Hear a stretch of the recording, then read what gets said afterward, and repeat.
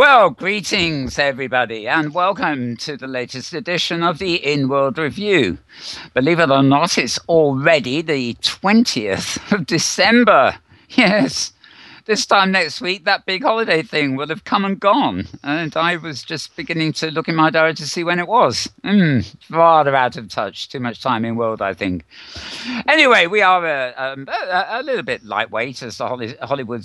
Hollywood? What am I talking about? The holiday season has arrived, and as is quite often the case when holiday seasons arrive, the news kind of subsides to go with it. But we do have a fair old number of things to chat about here today.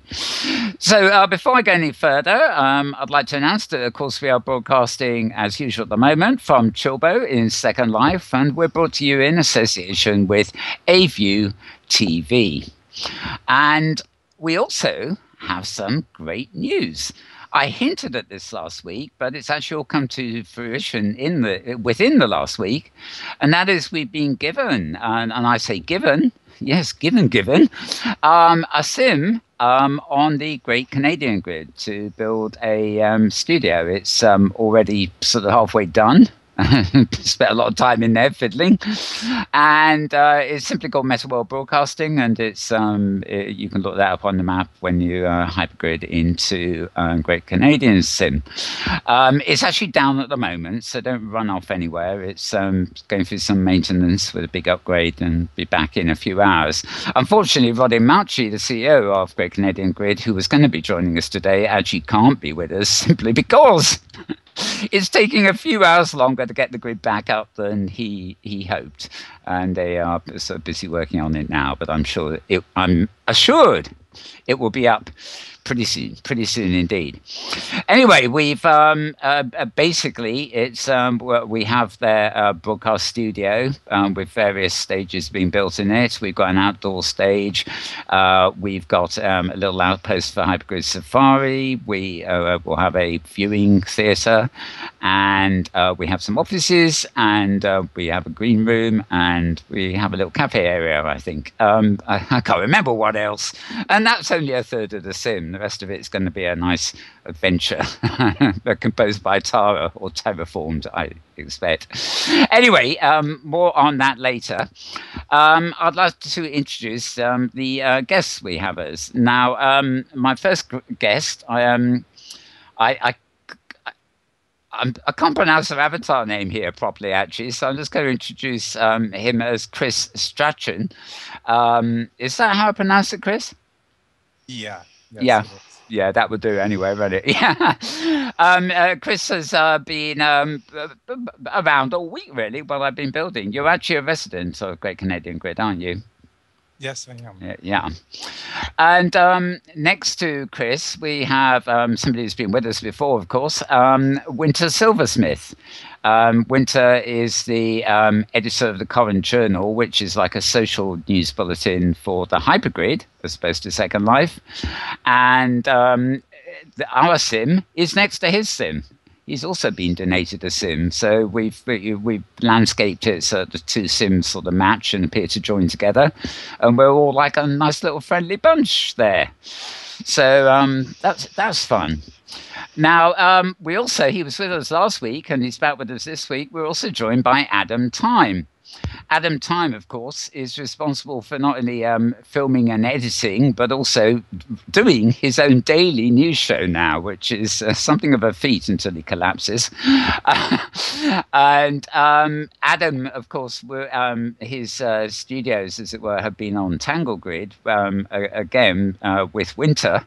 And I gather Adam's studio will shortly be moving from Tangle Grid into Great Canadian Grid on the sim beside us. So it's all coming together. And Roddy Matchy has started referring to his grid as the media grid because we're all piling in there and sort of linking our sims up together. Anyway, it's been very exciting. I've not done as much news reading as I might have done this week because I've been, well, I won't say building, that would be an entire lie. I've been plonking things down and arranging them as opposed to building. I did did have a little play with terraforming, and as usual, made a complete mess of it. So, but we've been arranging things. So anyway, I'm quite happy and enthusiastic. Anyway. To move on, before we get into our greater discussion, I don't have my browser open this week, simply because it's hogging the machine that we have the audio call on. So I'm quite literally just going to put on my glasses and read out the links I've got here. We put them in the Skype chat. I don't know whether anybody wants to copy them into channel chat, but they will be with the replay for the show. Obviously, plenty of news at Hypergrid Business, which you find at hypergridbusiness.com. Maria will tell us more about that later. I did have a few links to OpenSim and Hypergrid destinations. You'll find all of them, in fact, at the-hypergazette.blogspot.co.uk. Hypergazette is spelled HYPERZETTE. And also, I mentioned it a second ago, Winter's wonderful Coran Journal, which you will find at www.coranjournal, that's CORRANJOURNAL.com. And I'm getting some background messages in Skype. I hope they're not too urgent. Oh, yes. They're offering to put the links into chat, so I've got them in Skype. So yes, there are a few people watching, I think. So do put them in chat, somebody, if you feel like it. Right. So the first thing I've got here, and I'm telling you this from memory, really, is how we plan to warm up your winter. This is a link at narasnuke.com. Narasnuke, of course, is a wonderful grid centered on writers and storytelling. And they have a post all about the stuff they're going to be doing for the winter. The Great Canadian Grid, where Metaverse Broadcasting is now based, you can find at www.greatcanadiangrid, all one word, .ca. I don't know whether Maria is familiar with these, but it probably comes in her radar. These aren't from Hypergrid Business, but something called the New TOW project, TOW, Virtual Reality for Journalism. And the link for this is to a site called TOW Center, TOWCENTER.org. I've got that on my to-do list, and I think it's a very interesting use of immersive journalism. I'm looking to see what's going to happen with that. Yep, it does look good. And oddly enough, I got another related link on this too, from a friend of ours, actually, Orlando, who's often sometimes at Chilbo here. He has a blog called www.mixedrealities.com. And he has a post up which actually includes quite a few videos, in fact, called Immersive Journalism Puts You in the Middle of the News. So he's sort of pulled together a few videos there and given a little summary. And he himself is actually, like Maria, actually, a financial journalist. So he knows his stuff. Now, something rather interesting, which is and is not Second Life news, and that is that when you go to a service called Second Life Go, which works with, is it Steam or something like that? It basically gives you a video feed of Second Life, and you pay by the hour or the minute or something to view it on your iPad or on the go, basically. So it's called SL Go. Well, this week it revealed that when you go to the site, you can choose whether the streaming viewer is Linden Labs' own or indeed Firefox. And apparently Firefox was an absolute treat. 50 frames a second and no lag even in crowded places. You mean Firestorm? Oh, yes, I do. Yes, I do mean Firestorm, don't I? Yes, you can tell it's hot this season, can't you? I'm slipping up already. But the interesting thing, which I sort of suddenly didn't realize at first, is that if you choose the Firestorm option, you can now use SL Go to go to OpenSim and the Hypergrid. Because you simply they will simply stream you the version of Firestorm that will take you into another grid. And if performance there is anything like it is with the Second Life and the Second Life viewer, I think you're well away in terms of speed and overcoming lag and everything else. So very interesting that. It does mean that, just by adding Firestorm as a viewing option, they've effectively brought the hypergrid to what is still known as SL Go. Anyway, you can the best read up for that is actually from Inara Pay. You can find that at modemworld.wordpress.com. That's modemworld.wordpress.com. Now, a link at a site called IO9, that's the letter IO and then the number 9.com. Quite a popular tech site. The article is called "How Neil Stephenson is Helping to Make Snow Crash's Metaverse a Reality." Well, this may be a bit of a misnomer, but basically Neil Stephenson wrote a novel many years ago, really now, called Snow Crash, and it's always been considered to be quite a big influence on the formation of Second Life and other things. And apparently he has now been hired to quite literally, not as an author, but to help, I've forgotten the name of the thing. It's this new system that they've got some videos up where you open Magic Leap. Magic Leap, that's it. Thank you, Tara. Yes, I have a bit on that too. So. Oh, great. Well, it's more of an augmented reality system, but I'll leave that to Tara to mention. But it's interesting that they've got a name like Neil Stephenson as a visionary actually involved in that, and apparently he is raving about it left, right, and centre. You couldn't believe what he was seeing in his demos. Now, our friends at Sony, when they don't get their eyeglasses hacked, Sony have revealed clip-on unit to turn any eyewear into Google Glass style smart glasses. And this is the post I found at thenextweb.com, or one word, thenextweb.com.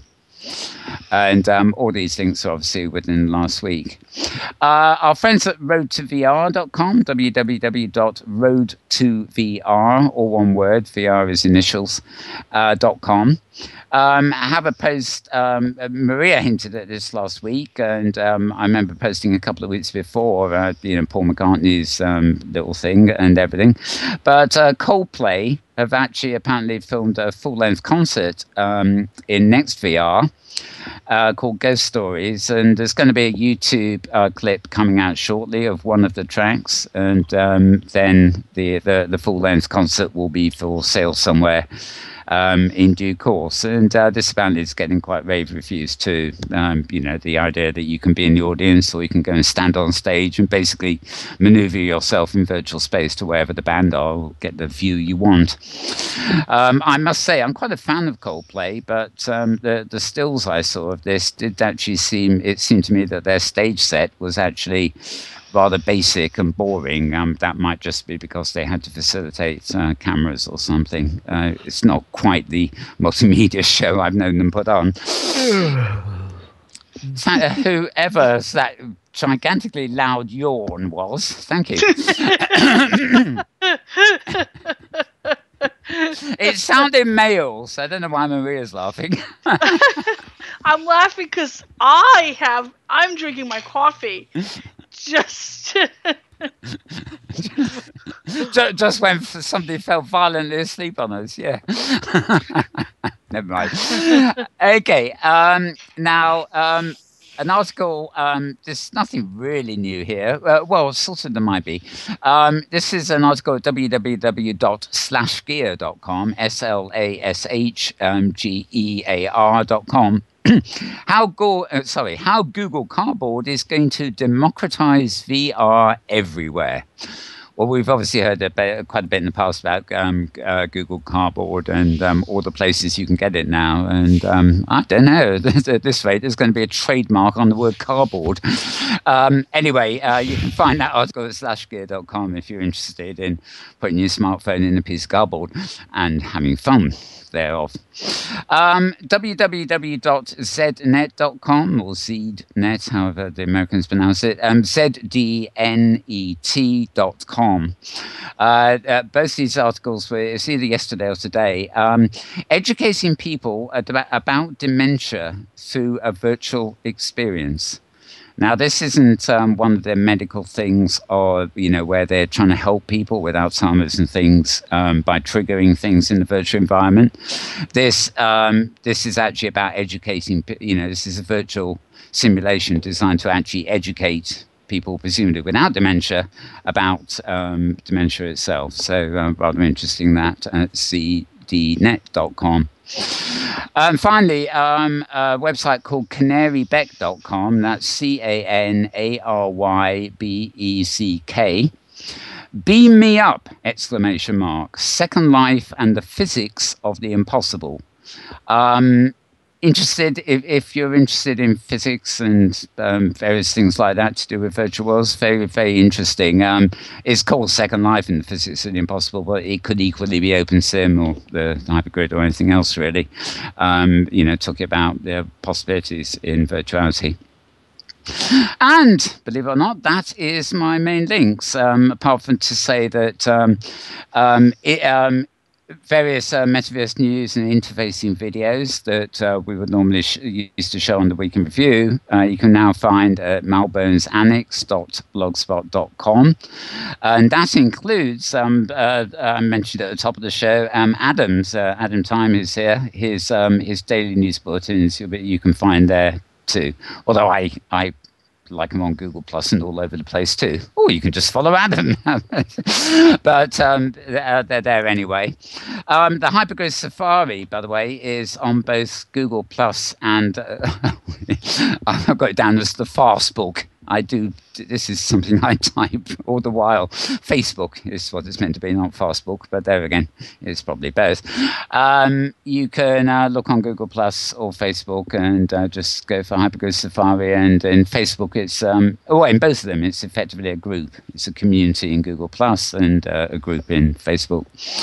And find out everything that happens every Wednesday when at I forget the Second Life time, noon Second Life time, Pacific time rather. We meet on Franco Grid and usually go to about 4 or 5 different locations, just hypergridding around for the fun of it. And fortunately, the people we end up visiting are usually there to meet us, and they're on concerts or something nice to show us. So it's a great thing to come along to, especially if you want to get to know the hypergrid and have a bit of guidance while you're doing it. Right, other news links, including ones to Hypergrid Business that I'll leave to Maria, can be found at twitter.com/malburns. And yes, the other links I've got here are more to do with Inworld, so we'll come back to those later. So with that, we will actually, for a short while, move quite literally Inworld. I'm going to hand the mic over to Tara for her show and tell and everything else. So over to you, Tara. Thank you, Mel. And greetings, everyone, from the Pacific Northwest, where it is wet again, as is not uncommon this time of year. This part of the world is infrequently sees white stuff for Christmas and the holidays, and so it's an event when it happens. And this year is not going to be one of those years for sure. So, get out your buckets and get out your rain hats, and we get along in this or else in place. Well, those of you who watched last week's show know that I was here in avatar form, but a silent partner, thanks to the fact that I was in the hot seat to provide the video stream. But I had some issues getting sound all together, and so I couldn't get into the mix. So I was just sitting here being decorative whilst running a camera, which meant that I didn't get to talk about the various items that I had set around in the first round of holiday decorating for the set here. So I figured I'd at least run over those items briefly and give some credit where it's due to the creators. Beginning with the deer and polar bears in front of the stage. Both of these are part of, now this is part of the Gotcha Pavilions round in December, and the creator is is Pachi, who is the same creator who created the Breathing Puppy. And in addition to the bear, the polar bear, and the deer, there's a fox. There's several others in that particular gacha. But I had actually seen the deer before the gacha opened, and lusted after them because they're just so exceptionally well done. Anyway, so those are here. Unlike the puppy, neither one of these breathe or do anything, but they're just very, very nice, very well done mesh work. In addition, last week I was sporting the first of a collection of ugly holiday sweaters. There is an ugly holiday sweater gacha at the pavilion, and I don't know about anywhere else in the world, but in the U.S., the ugly holiday sweater party has become something of an event, and people actually look out for the worst of or the best of class. And I have to say, Maria, you definitely beat me this week. I like Maria's sweater. It's beautiful. Oh, I like it too. But nice. And actually, the sweater I'm wearing today is not part of that. Is not part of the same collection that's in the gacha. I got 10 of those. I have 10 of them. Yeah, well, I've been giving them out. Yeah, I have quite a collection as well, and most of them blink and do strange things. So that is kind of like, I figured, well, no, I'd wear the Ugg boots, which are not from the gacha. They are created by Mariette Fitzgerald, and a little bit of bling here in the form of blinking Christmas lights. I thought they were pretty cute, and I figured, yeah, that's all right. I'll wear those today.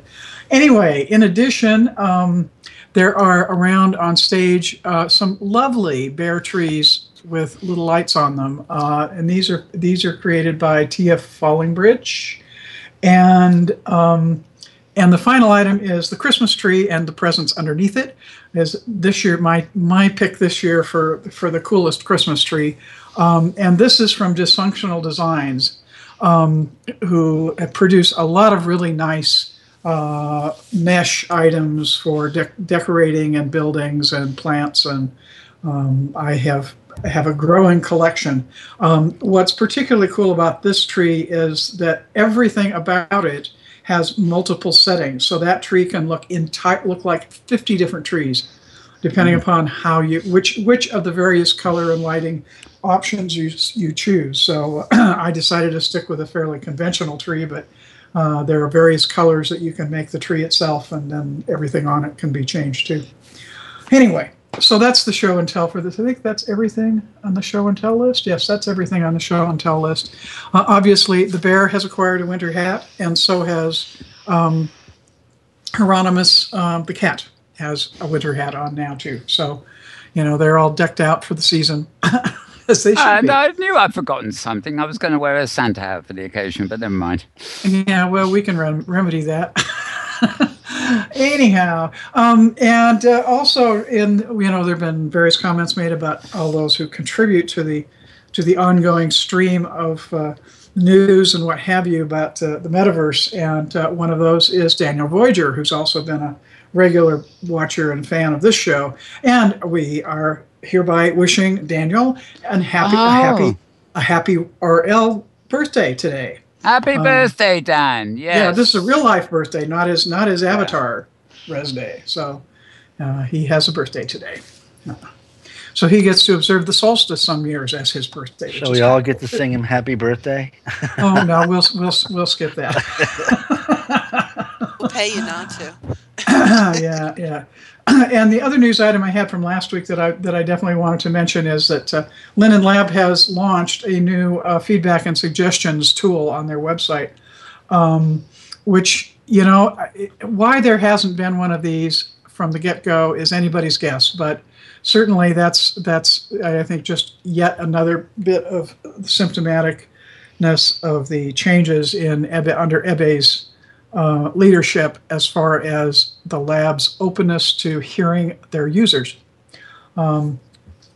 There have been I've seen a couple of grouses because there's no way to comment on them, or there's no system for voting up or down suggestions. But as anybody knows, there were such features in the JIRA for some time, and they were a great source for gaming.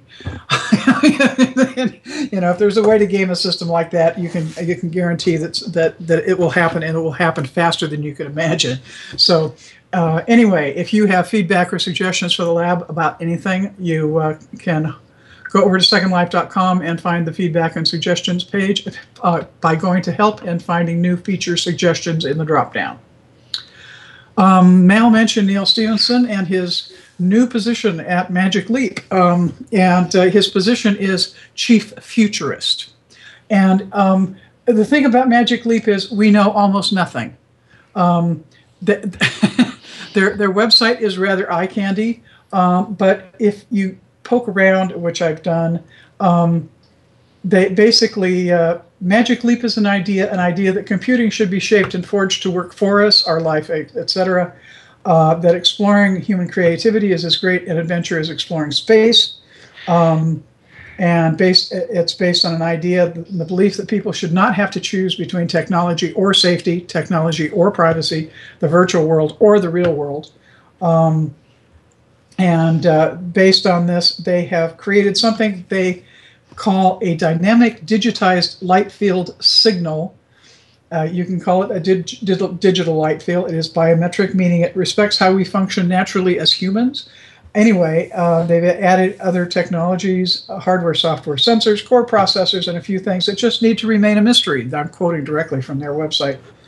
The result of this combination enabled our technology to deliver experiences that are so unique, so unexpected, so never been seen before, they can only be described as magical. So go with that where you will.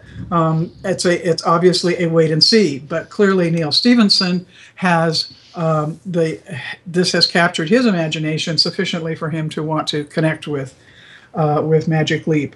And a comment that he has made about it is, it feels like the right time to give those people a new medium, one in which dimensionality is a reality and not just an illusion, laboriously cooked up by your brain, and in which it's possible to get up off the couch and move, not only around your living room, but wherever on the face of the earth the story might take you.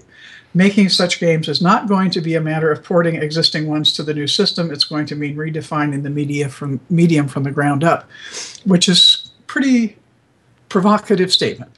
I did see I think it was a video, or there might just have been a sequence of shots where somebody was quite literally opening their arms, their hands rather, like a cup in real life. And as they opened their hands, there was actually a sort of cute critter avatar in their hands. Yeah, that's on their splash page. Yeah, neat stuff. You can imagine where that might go. Yeah. Yeah. So yeah, it's fun to poke around their website because it's provocative. It's tantalizing. So, how long has it been since you've been tantalized? quite a while. Yeah. Anyway, so that's just more interest in that kind of stuff. Okay, the lab has had some inventory issues this past week in the Eat Your Vegetables segment. There was an internal error of some sort, and some residents may have noticed a few items were recently replaced within their inventories. They are working to reverse the process and hope to have the original items restored quickly. And if people don't see them, they should take yes. Anyway, yeah, they should. Yeah, it doesn't say you should see the original items restored soon. It doesn't say what to do if you don't. In addition to restoring the original items as quickly as possible, they're also taking steps to resolve the issue that caused the error so that we avoid repeating it in the future. That's always everybody's hope when they're working on the geeky side of things, and something goes pear-shaped, and things will go pear-shaped. Anyway, there's a new release candidate viewer for experience keys. If that's of interest to you, that's the option which gives people the ability to set up events and in-world games and activities that use a variety of systems where you can give permission once for everything in the game instead of every time you twitch. And the lab is controlling who can set those up so that they're not being used as ways to grief people. Anyway, the experiences keys piece of the viewer gives you the ability to actually take advantage of those features so that you can go in and do things without having to say yes, yes, yes every time you turn around. So if you're interested in those kinds of events, you might want to check out the Experience Keys release candidate viewer. It will be quiet around the lab until after the new year, as far as anything happening upgrades as of after this week. And this past week, it was just maintenance stuff. So, My character. Let's see. LEA, Lenin Endowment of the Arts, has announced its 8th round of artists in residence. And apparently they had something like 40 applicants. The selection was, as usual, they had a good number and a hard time making choices. And there are just a few returning, but mostly new artists. Returning that I noticed could pick out from the list, Whiskey Monday, who's been absent from the grid for a year or so, Lauren Tone, Gracie Kendall, and Mary Wickentower. And I'm sure there's probably at least one other name in here that's familiar to other folks that I'm not recognizing. I understand they wanted to let those announcements be made January 1st. As I understand it, they told the artists that they had gotten Sims. So they said, don't tell anybody and we'll make the public announcement in January. That didn't work. Yeah, well, they made it on their own website. So, I mean, it's in their blog. I guess they gave up then. Yeah, yeah so okay. I just pulled it straight off the LEA blog. So, they've okay, then. It's out there. Preemptive. Yeah. And we're talking about Neil Stevenson. Another interesting change in the people moving around department is Corey Andreja has announced he's leaving Facebook to launch a new company. And apparently his departure was on very good terms with Facebook. He's December 22nd is his last day there. He is not saying anything yet about what he's doing. Although there's certain conjecture that it has something to do with that it's likely to have something to do with virtual worlds. But we'll just have to wait and see what happens there. Let's Phillips hijacked him again. Well, no, he says he's launching his own company. His own company, yeah, interesting. Yeah. So that's going to work for Philip. Yeah, I know. I was joking. We live in interesting times, don't we? Yeah. Well, it's funny because it doesn't seem like he's been at Facebook all that long, but. Well, he bought Oculus for them. He's had it's a year or two, I think. He's done an awful lot. Yeah, he's done a lot in that time. At least it appears to. And final note, here's a little tip. If you're into collecting freebies over the holidays, get yourself over to Builders Brewery, which is the place to get, to connect up with classes.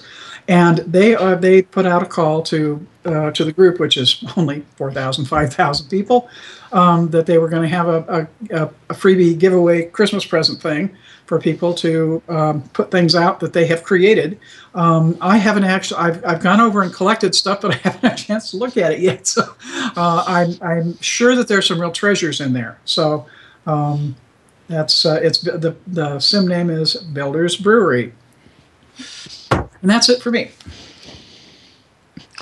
Okay, well, thank you, Tara. Just before we move over to Maria for all the news on the hypergrid business front, I'd actually just like to say welcome back to Pet. You've already heard her. I forgot to mention her at the beginning of the show, so I'm putting my camera back on. And hi, Pet. Hello, thank you. We've actually had a few things while we're on the subject going on in Second Life. I know you've had a hand in them. There was, of course, the Avi Awards, the fashion part of it. There was the UWA Machinima Awards. And I've been looking at your various clips coming up here, there, and everywhere. And there's a whole ton of them. Has it been a busy time? Mal, I had such a backup of work to do. I decided to put the pedal to the metal. I did about 12 films in the space of 3 weeks, got everything all finished, and then we had the weekend with 3 shows. There will be a Miss Virtual World video coming out as well. But yeah, it was a busy weekend, and 2 out of those 3 films are done already. I'm very proud of myself. Thank you. Because usually it takes me months to do a film, you know? Okay. So there it is. Sorry, but I'm muting my mic a second there to check your Okay. voice. I'm picking up your voice. It's just I'm not seeing your lips moving. So, I'm not camming on myself because my camera's not happy tonight. Right. Sorry. Okay, that was great films there. Anyway, so Well, I'm glad you liked I of them. course Thanks. was one of the judges on the UWA Machinima, and there's some great entries, although some lesser good ones too. And I'm waiting for the Media Rabbit Awards. I hope I have been nominated. Ha ha. As if such things happen. When is that, Mal? Do you know? When are they? No, I don't. You know, it's the first year where they've been doing separately for different things, because this was all fashion, the one you filmed, wasn't it? So presumably they're going to do the. Yeah, they did fashion first. Yeah. Yeah. Maybe they'll do an Abbey Award each month on a different theme. I think there are like 3 or 4 of them planned. Yeah. It's probably on their website. Oh well, we'll check that out later. Okay, well let's head over for the next section of the headlines now, and it's over to Maria. Hi, Maria. Hey Mel, can you hear me okay? Yep, I can hear you fine. Right. And I can see you fine as well. And yes, that is a cute shirt. Oh, sweater, I should say. Yeah.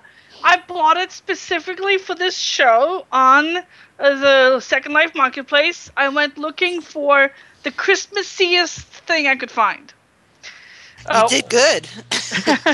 Oh, you're sparkling to match the trees behind you. Let's put it that way. Yes, thank you. All right, so so let's see. First of all, OS Grid posted an announcement on Monday. They've recovered the data. Well, it was a kind of unclear announcement. They finished recovering the data. Whether the data is usable or not, they don't know. When the grid will come back up, they don't know. So I would have liked to have more information in that announcement, but at least they're making progress. So the grid's been down since August already. I know, it's just... the rate of announcements and information coming out has been abysmally low. And I know as technologists they're focusing on the technology side, but they're missing out on the user service. There's so many people. The OS Grid was the second most trafficked grid when it went down. It had something like 3,500 people using it every month. It was one of the largest grids in the metaverse, with a lot of people running home-hosted regions or renting regions from providers. The outage has really hurt some of the smaller hosting providers like Oliveira and MA Rentals, whose entire business was renting land in OS Grid. It has really hurt individuals and schools that were based on OS Grid. And and the lack of communication has not been helpful at all. And the priorities, I think that if there had been better communication with the users, they might have prioritized things differently, paying extra to get things done faster than instead of saving money, because we would all have pitched in to get it up and running. Certainly, I'm sure the hosting providers would have, because it's been a total loss for them for these past few months. Yeah, so moving on. I don't think we're going to get a Christmas present, but maybe something in the new year. And it's funny, now I've set up the Metaworld broadcasting sim. You know, I've suddenly realised all my kit, you know, my broadcasting kit is in the OS Grid avatars industry. Right. Anyway, let's hope it comes back up. But the weird thing is, despite the loss of OS Grid, which is this huge hypergrid enabled population, it was the crossroads of the hypergrid. It's so many people, so many regions. Despite this, we're still racking up growth numbers everywhere else. And in fact, this month, for the first time in years, the number of active people on a hypergrid has exceeded the number of active people on the closed grids. And until now, basically because of Inworlds, ever since Inworlds started publishing their user numbers, they have had more people on the closed grids than in the open hypergrid grids. And what this means now is that if you want to sell to the most amount of people, or if you want to perform in front of the most amount of people, a month ago, you pretty much had to go to Inworlds to find any sizable population in in OpenSim. Now you can go anywhere in a hypergrid, set up shop on any of the hypergrid-enabled grids, post your announcement on OpenSim Virtual, on hypergrid destinations, on any of the social media that's been expanding to cover the hypergrid as a whole, including me and the Current Journal here, and then I guess Adam as well, and reach out to all these people. And by posting your content on the Kitely Market, you can sell to all these people. So very big news. And it's not just the fact that OS Grid is down that makes it so surprising, but also the fact that the OpenSim Community Conference is closed. And that was a loss of 1,300 active people right then and there. So given those two factors, I would not have expected hypergrid users to expand the degree they did, but they did. When you say the conference, you mean the conference grid has closed until next year? Yeah. During the conference, there was a big boost to traffic numbers. Yeah. And now the conference is over, and we don't have that big boost of traffic this month. Right. Okay. I'm with you. Yeah. Yeah. So sorry. Now the grid itself is still up, but not. You don't have hundreds of people using it like they did last month. The other thing that happened, which was made a big impact on the numbers, is Inworlds and Avanation together lost nearly 700 users. Most of them lost from Inworlds because Inworlds had more users to lose. Very dramatic drop in users. Now, keep in mind, Inworld is still the biggest grid out there. It's still the first place most people stop when they come from Second Life. I'm not a basher of closed grids. I think they do play a role and are useful for certain types of people and certain types of merchants and certain types of activities. And they do for many of those people, they form a useful stepping stone into OpenSim as well. Many people who have accounts on Inworlds or Avanation have also visited many of the other grids, because once you've made the switch over into OpenSim and figured out how the whole login URI thing works, which is not obvious or simple, once you've figured that out, now you have all these other grids accessible to you as well. So Inworlds and Avanation and those other grids do make a big impact. The 15 grids that gained the most users this month were all hypergrid enabled. So very, I think, very optimistic. It's a good, if you're launching a grid and you announce it as hypergrid enabled, I mean, it's a big plus. I'm not surprised that, you're going to attract more users if you tell them, well, take it home here and you'll be able to go anywhere. Exactly. And you instantly get access to all the Kitely Market content. And I think you might remember from our survey a couple of weeks ago that the hypergrid was the number one most admired feature of OpenSim, with more than 80% of people saying they liked it. And the two things people wanted most in OpenSim was more content and an online marketplace. And a hypergrid-enabled grid gets both of those automatically, because Kitely Market automatically delivers to all hypergrid-enabled grids. And in fact, if you have a closed grid, you can enable Kitely Market deliveries as well, and a couple of grids have done that too, because it gives your users content to choose from. It's anything, and at the end of the day, anything that benefits your customers is a good thing. I mean, I know there's arguments about, well, if you don't give them any content, then they'll be forced to shop at the one shop on the grid that only has the 5 items, so that merchant will do really well. Well, yes, everybody will look the same. Yeah. Yes, that's true. That one merchant will be very happy, but are your customers really going to be happy, and are you going to be holding them? So we've had an experiment this month.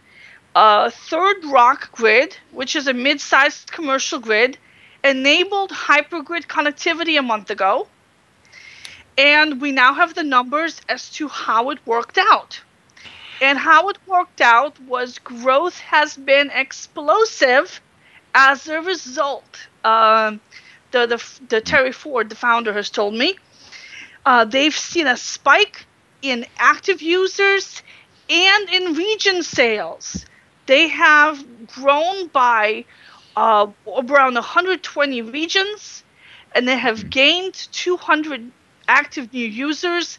That's a 49% increase in active users. They went from around 400 to almost 700 active users in the space of a month. So big, dramatic difference. And one of the things I think that benefits Third Rock is that it has a lively music scene.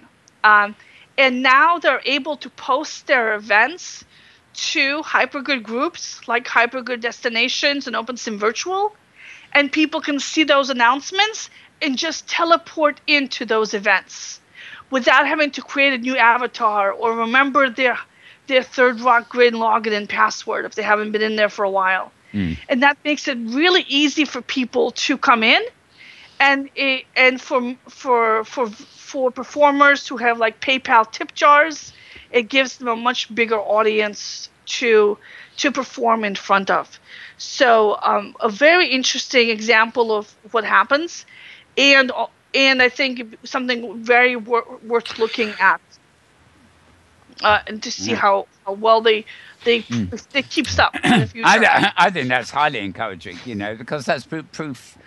I mean, I know, we say, merchants want to be in closed grids and stuff like that. But, the moment a grid opens up to the hypergrid, if it gets that kind of growth within a month, I mean, that tells it all, really.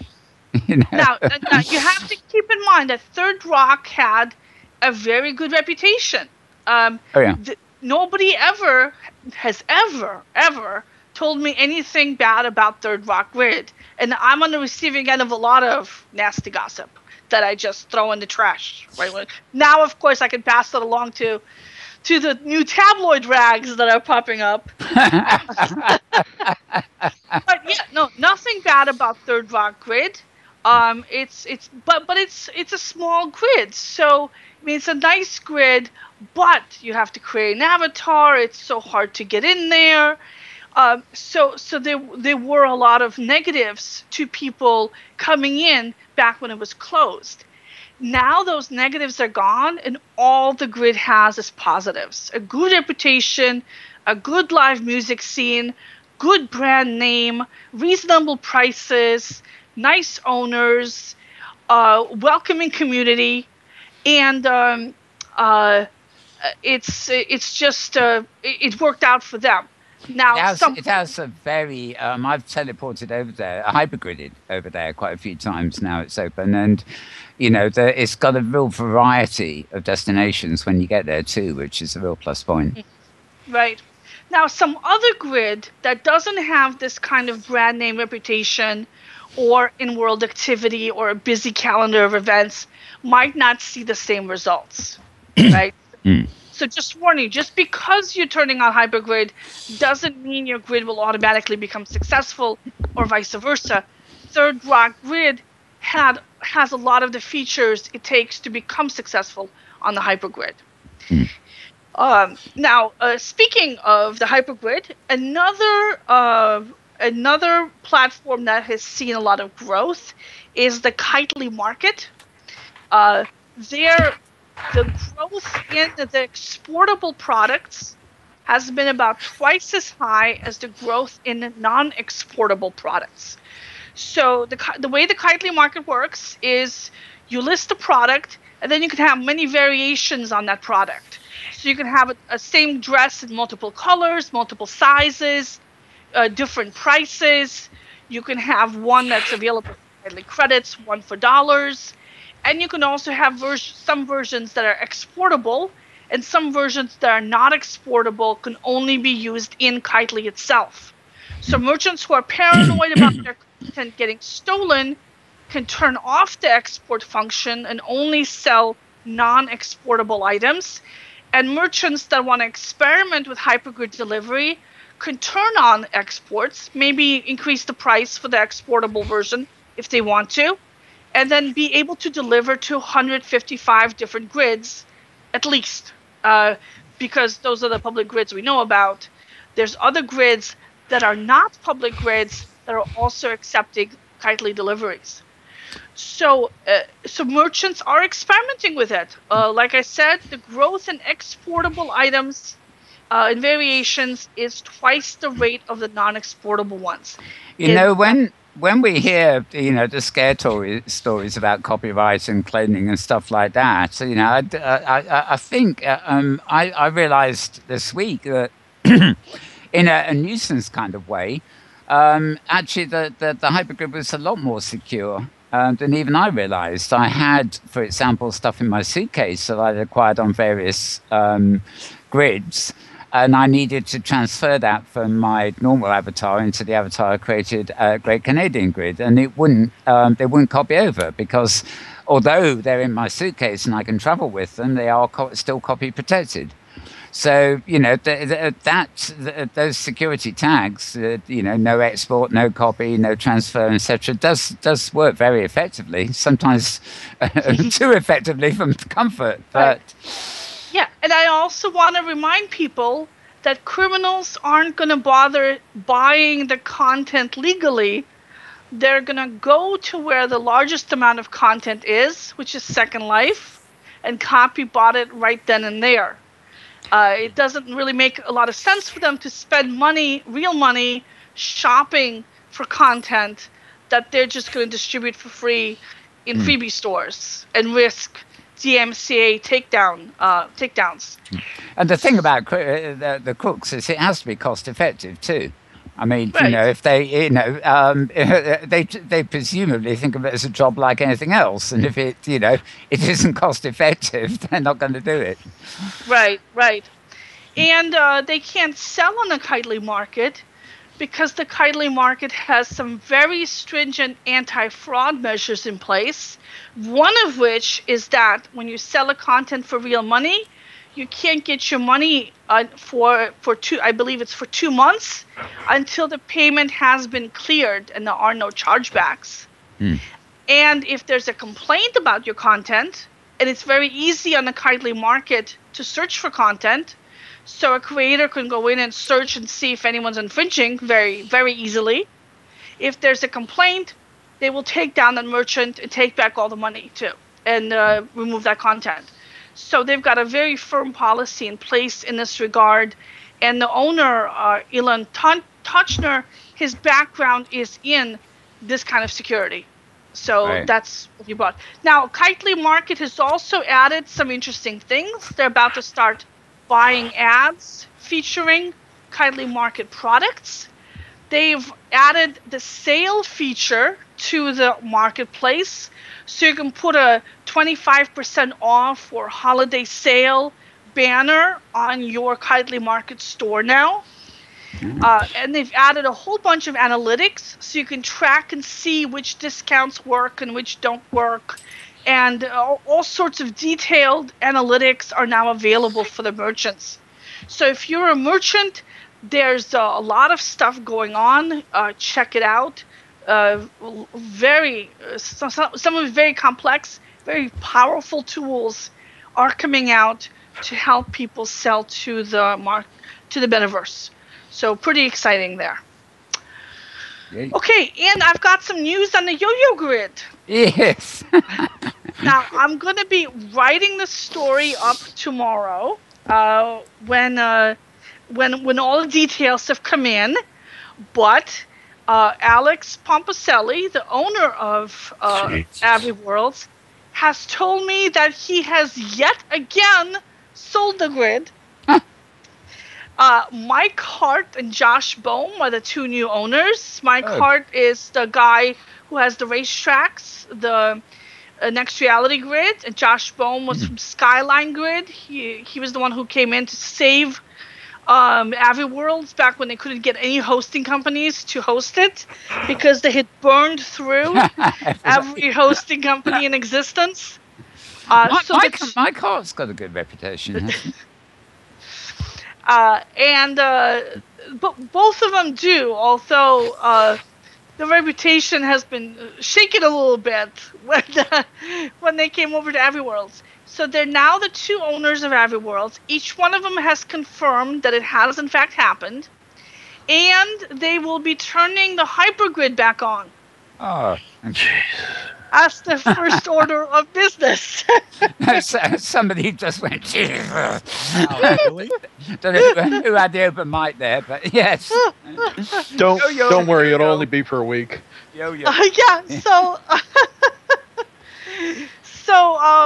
I have no idea what is going on with this grid. And the only thing I'm still shocked about is that it's still getting traffic. It was a top 10 grid by traffic this month.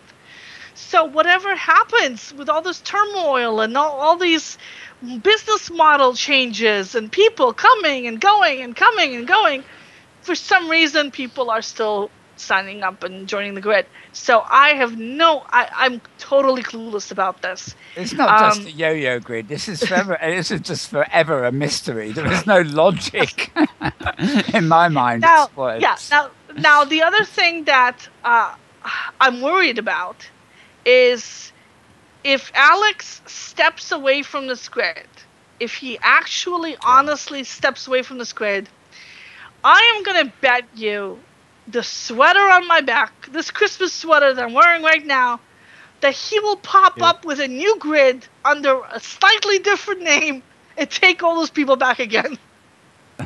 Because he can't help himself. And yes, it is the Avi World's turn soap opera. Yes, we should do a virtual show about it. I will play the role of the hypergrid. Already in the plannings. It can be musical. I will need my voice dubbed because I can't sing. Okay, so the other thing that I'm working on, I've had a lot of announcements come in about holiday events coming up. I'm going to post that up hopefully tomorrow. Spellscape Grid has new management features for the regions. We'll be posting that up too. And the Digital Worlds Grid has fixed the voice module called Mumble, and they've gotten it to work. And this is this quality as good as Vivox, but it's open source and you can run it on your own servers like FreeSwitch. Best of both worlds. Really good thing for medium-sized commercial grids, because now they don't have to depend on Vivox for voice. They can run their own servers. So those are the stories I'm working on. If you have news announcements, you know where to send them. And that's it for me. Great. Well, thank you. Right, what next, he says to himself. Winter, I think. We'll go to Winter next. Welcome to the show, Winter. Hi, Mel. Thanks for having me back again. Yeah, I'm pressing buttons here, trying to find find you on camera. Somewhat. Yes, there we are. I think I've got you now. Eventually, there we go. Right now, Maria was making some funny remarks about the tabloids. How is the current journal going, and what's the news from the current journal in the last couple of weeks? Oh well, at the current journal, we've been following the whole Avi World's mudslinging drama there, and seeing where it ends up, and taking bets on what it'll be in another week. We've also opened our new region on the Great Canadian Grid, which you were talking about earlier. Mm-hmm. We have our office there, and then it's also part of a larger place called Silversmith Studios. So it's got different TV show sets and stages and that we're putting up. And basically, that region will be the hub between several regions, including Metaworld and a couple others that I can't really name yet. But should be Great Canadian Grid will be like the media hotspot for OpenSim. So, yay! It's definitely yay! And wow, and of course, And it's, sorry. It's great having you as a neighbor over there, Mal. I keep looking at things that you're putting up, and I'm like, can I get a copy of that? Can I get a copy of that? Yeah, I love the symbolism of my wind power generator, and I noticed you put up a whole wind farm. I've got a whole coast now is wind farm. Yeah, I think that's quite nice because it sort of symbolizes aspirations in the greater world where we need a hydroelectric wave power installation there somewhere too, and some virtual solar panels just to ram the message home. That could be arranged. I know people, Mal. Where do you want it? Yeah, today I'm still making my mind up where everything's going. Although I've done a lot of it. Right now, of course, I'm going to shift to Adam in a sec. But you, of course, there's a bit of your sim on the opposite end from where we join, which looks like a lot of old-time aircraft hangars. Quite neat. And, of course, you've got studios set up for Adam there, haven't you? They're duplicates, presumably, from what was on Tangle Grid. Yeah, he's got a studio there for when he stops in. He can use that studio anytime. And we've got other various sets for people to use anytime they want, free. There's no charge. So... yeah, this is very much the spirit in which, I like doing it, building a whole broadcasting center there. Obviously I will use it when we want to use it and maybe do, we might do 1 or twice a month of this show from there and alternate with Second Life, for example. But, there's other shows, but also there's other people on the Hypergrid who, it'd be just nice to be able to offer them somewhere they can come in and use the facilities and get a bit of advice on how to do it if they need it. Oh, yeah. And I mean, if anybody has their own show or that they, like Adam, who wants to have a place, I mean, we've got, like you mentioned, the various hangars that we can set up a stage for them, a studio for them, and they can come in whenever they want and film their show. So definitely potential for, like I said, the media hotspot of OpenSim is going to be the Great Canadian Grid. So. Yeah. I'm sorry, I'm getting things in the back channel in Skype here, and I'm desperately trying to find a window to. I know. It's okay, Mal. We're planning the movie about the temporary and intemporary, and real and unreal aspects of virtual worlds and their quote unquote physical existences. When all Yo-Yo Grid inspired. Oh yeah. Okay. Sure. Oh yeah. Can you imagine children of Yo-Yo? Son of Yo-Yo. Son of Yo-Yo. Yo-Yo moves to Canada. No. Now the other thing I rather like. I mean, time will tell here, but the tweaking they're doing on Great Canadian Grid at the moment is, to really push fast hyper jumps, and the fact they, appears that being based in Canada, they can get good servers and good, really high-speed internet access, which is something I think some grids that are based in the US particularly don't actually, their servers don't, they get a bit stressed. And I think, one of the things that Roddy is trying to do with the Canadian grid is to eliminate all those kind of problems, with powerful servers and stuff like that. So... Good stuff. Okay, well let me switch over to Adam if I can find the right button for him. Oh no, I've got a Christmas tree. That's not Adam. Adam must be number 5. Just look for the bear. There, here we are. Well, welcome back, Adam. Hey, what's going on? Second, I swear, hey, it was the teddy bear that yawned. It wasn't me. I swear it wasn't. It was the teddy bear that yawned. All right. I'm noticing you're on. I noticed you're behaving yourself this week. You are not constantly stroking the bear. Last week your hand wouldn't leave it alone. I guess you found a new animation. First of all, I got some really cool things to tell you. Right. And first of all, I think last week I was really clear that I was staying over at the Tangle Grid. That I was going to hang in there with Leslie because Leslie's been really, really nice to me, and she always has been. She didn't fire me this year. So I don't know where it's going to be with the holidays and everything. I don't know when, but I've got contact with Leslie to come on the show, so that'd be good. Whether it's next week or the week after. She really did. She went all out. She built this beautiful studio for me, got me a really nice chair and stuff. And I told Leslie, I said, when you came to your sim, I snuck in onto his land and did that show, and I got caught and got stuck. But I told her real simple. I didn't come here to buy a sim from you. I came here to do a show. I says I can do it here. I can do it in Second Life. I can do it anywhere. But there's one thing I know about Leslie King is that she's one of these people that she sets that direction, and you know which direction she's going to go all the time. There's no second guessing.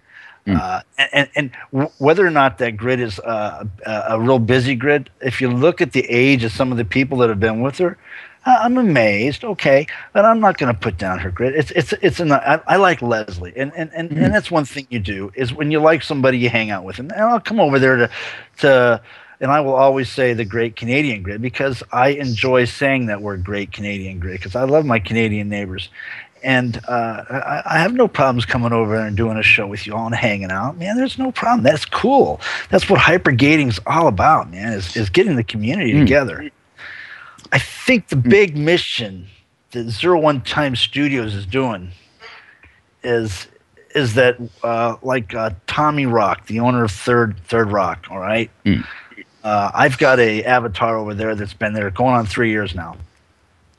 And Tommy has always been just a fantastic guy. I said, Tommy, why don't you, anytime you got some news, you can put your head on my TV show. And he's like, yeah, right. And I'm like, really? So we sat down and explained to him how it worked, and it works out real easy. And he's like, oh my.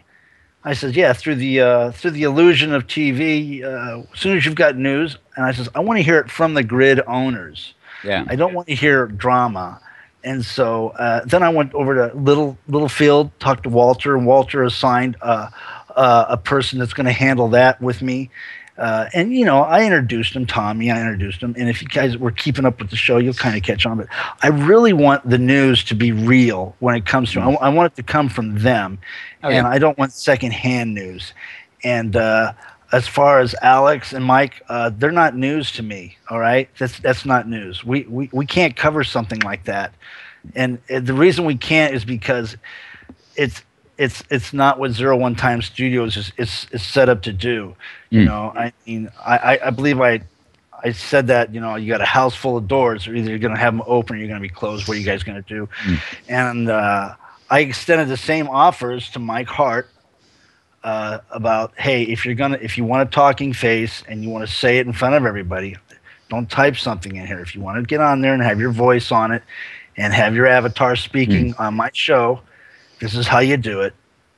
Well, this is something we talked about actually earlier, isn't it? But, that it is strictly news. I mean, this show, for example, is news, but it's also discussion. It's open-ended discussion that goes with all this. Whereas, what you're doing in 15 minutes a day is, pulling the current news together.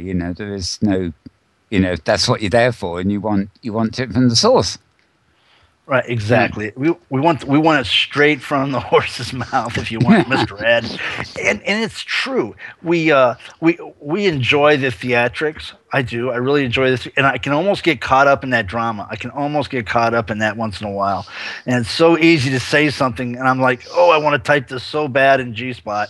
I want to do this so bad. I want to type something stupid because that's the way I feel, and I can't because.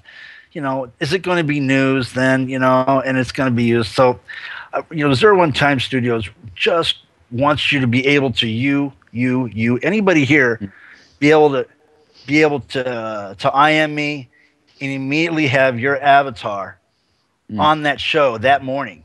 Yeah. Immediately. And I figured out a way to do it, and only through the magic of editing can we do this, and it'll work. And it's their voice, it's their avatar, it's their mouth moving, and it's their words that they actually record. So, we're not giving people the bunk. I'm not just standing up and saying he said, she said.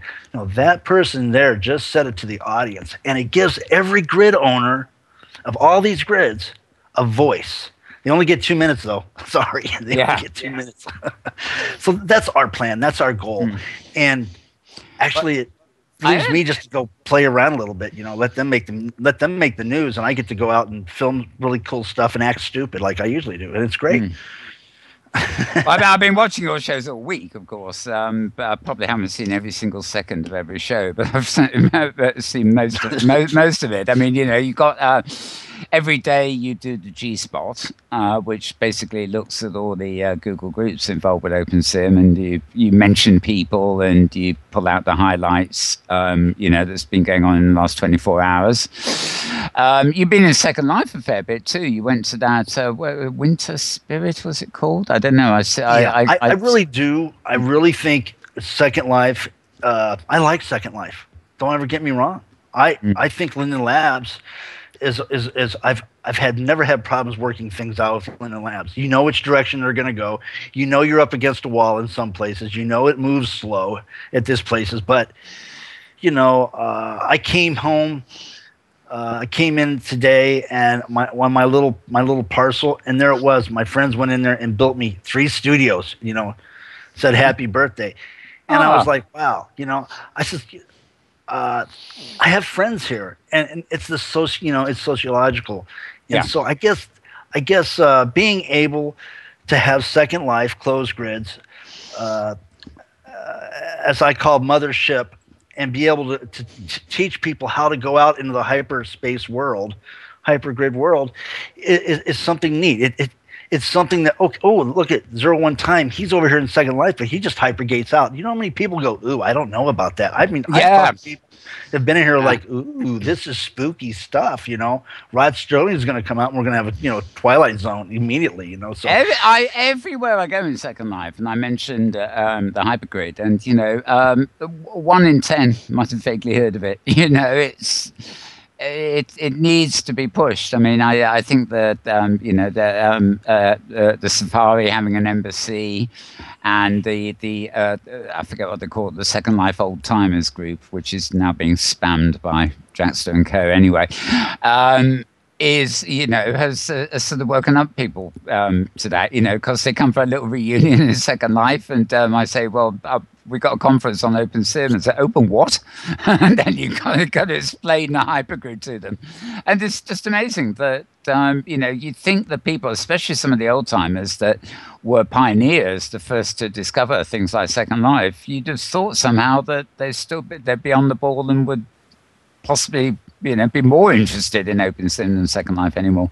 But some of them just seem to have, it's gone off the radar. Did you? I brought up a point. I don't know if you guys did, and I'd like to have comments on it because you're brilliant people. Is that I brought up a point about the cost of going into the open grids nowadays is the same as what $5-10 a month. But are we lonely? That's the problem. Are we lonely? And I did that. I did that show. I think I was over at Matahari. I think that's the name was all over that build so I figured that was her place. And we're building and people want to go out there and they go, oh, I want to have a grid, I want to have sim, and then next thing you know, they're alone and they don't understand why people don't come see them, and it's frustrating. So I always say, yeah, are we alone? Is that the problem? Are we lonely? Are we lonely? And Well, that's a big deal. I think one of the things with Second Life, that it's come up in every debate in Second Life, is the emphasis on the community. That is really, it's a communications platform. You have a 3D space with communities. And Second Life has obviously had a lot of time to work with this, from being small to getting bigger and bigger. And now it tends to have big events sometimes that are so overcrowded, you just don't want to go because of the lag. But I don't, there've always been people who get their own little sim somewhere and do their creative art installation or build their own little home and share it. And I'm not saying those people are lonely. They just choose to spend a lot of time, not all the time necessarily, in Second Life doing those things. And I think the hypergrid is very much the same. You have your own space, and it affords you that non-interference to do your own thing. But at the same time, you can just hypergrid to where the crowds are, and you can, if you hypergrid around, and you get people in your contacts list. I mean, it's amazing how fast my contacts list in OpenSim across the hypergrid is, getting nearly as long as in Second Life. It just happens, and I think if you're lonely, you teleport out to somewhere where something's going on. Yeah. Oh, well, I'd like to weigh go in. ahead. Sorry. I'd like to weigh in on that. Yeah, because I mostly come into Second Life for business stuff, for meetings like this. But I remember way back when I first tried it out, I logged in. I didn't know anybody. And when you don't know anybody and you log in, no matter how big the grid is or how many people there are here, you feel super alone. And if you pick a random place on the map and you teleport there, odds are there's not going to be anybody there. You have to seek out events and introduce yourself to people and do that. On the hypergrid, I've noticed that as I meet people and I make friends, that I will get a notification when someone's online, even if they're on a different grid. And I don't know if you guys get those same notifications, but I don't feel very particularly lonely when I'm in OpenSim because I get those notices, and people will teleport over to my grid and say, "Hi, Maria, I saw that you logged in, and how are you doing?"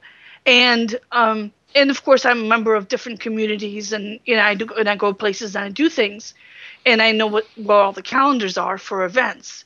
So I think that the main difference is that in OpenSim, you don't get hit over the head with announcements as much as you do in Second Life. So in Second Life, there's the event announcements come fast and furiously. They're trying actively to get you engaged into things, because that way they'll keep you.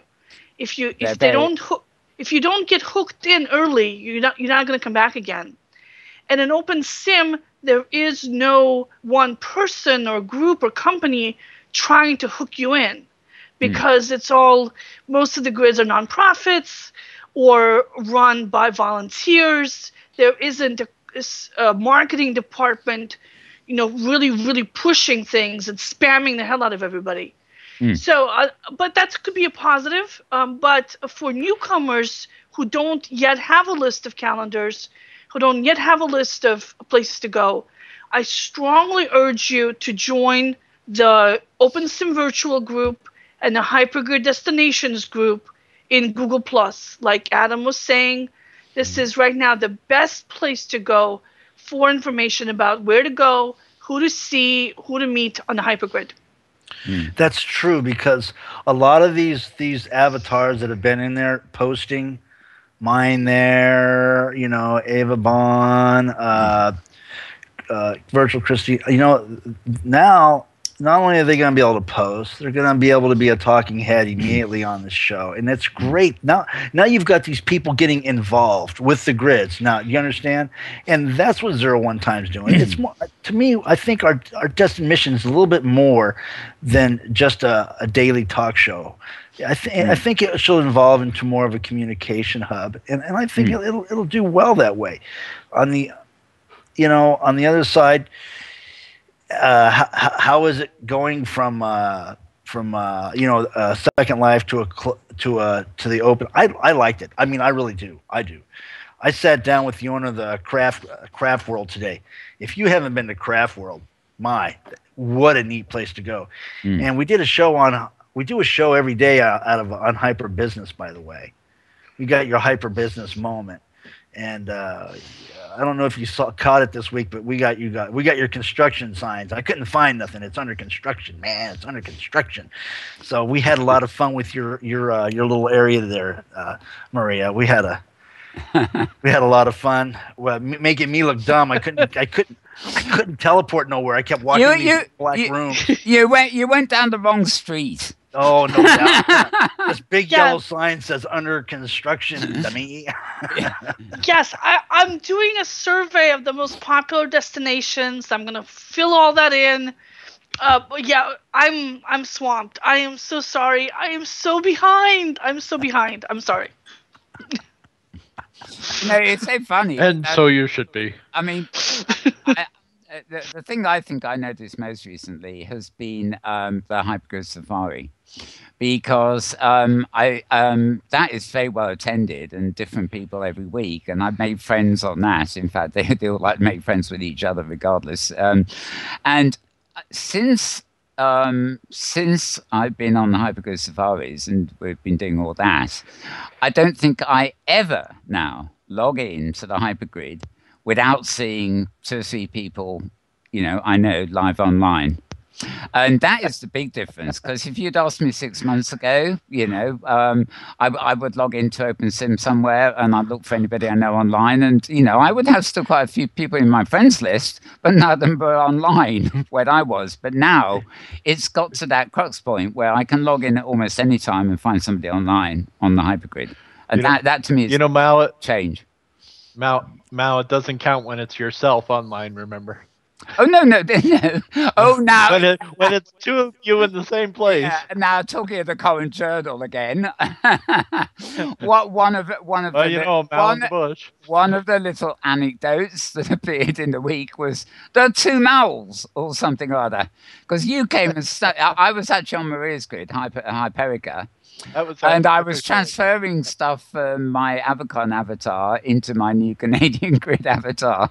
And you popped along and started photographing. And of course, only one of them really looked remotely like me at the time. But yes, you had fun with the 2 Mals, didn't you? Your alter ego. So let's we'll come back to all this, but silent over here in the corner. Oh no, that's Petlove. I keep pressing the wrong cameras here. Who's who? Here we are. Talk all you want now. No, it's real hard to shut me up. Okay, now I was just switching the camera over to Chris because we haven't heard much from you, Chris. I haven't invited you to speak, so I'm going to invite you to speak now. You're residential, of course, on Great Canadian Grid, but do you pop around the Hypergrid itself quite a lot? And what's your feelings about life in the open metaverse as opposed to I kind of do. Like a few days ago, I popped over to the new Citizens Grid, which was Queer Citizens, that someone on my Google Plus has created.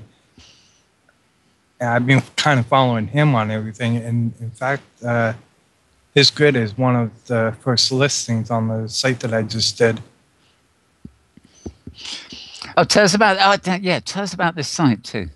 Well, I think that Winters should talk about it since it was his idea. Winters gonna talk about it? Okay. Sure, if you don't mind. Yep. We call it OSRI. Yeah, OSRI is OSRI, which is the OpenSim Ratings Index. And what it basically is it's going to be like the Better Business Bureau of the OpenSim. And you can, as a grid owner, you can do a posting of your grid there with all your information on your grid, and then people can rate your grid. And are we doing the comments section as well? Yeah, comments just got put up yesterday. Okay. I ended up running into a few problems, but they're fixed now.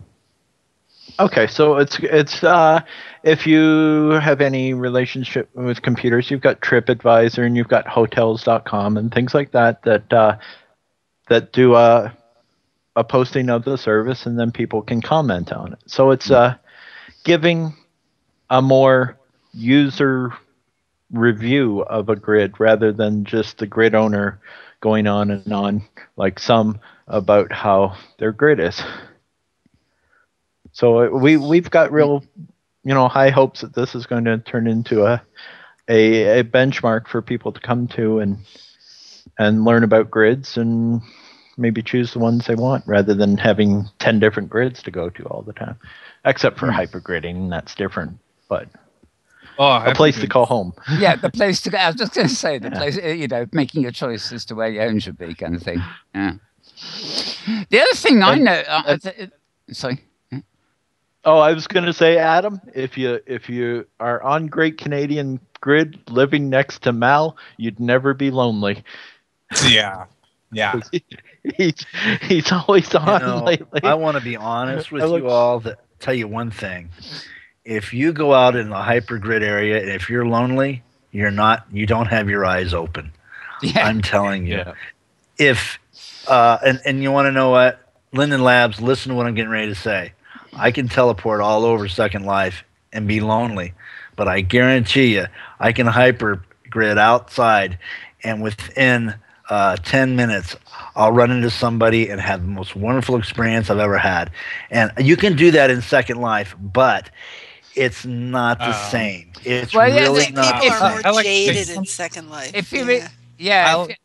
If you're in Second Life, I won't say you meet the same people again and again, but there's an awful lot that is a bit samey, whereas in the early days of Second Life, you would go to a new place and you think, wow, this is, I've never seen anything like this before. But now you keep ending up at places that look samey and people doing things that are very samey.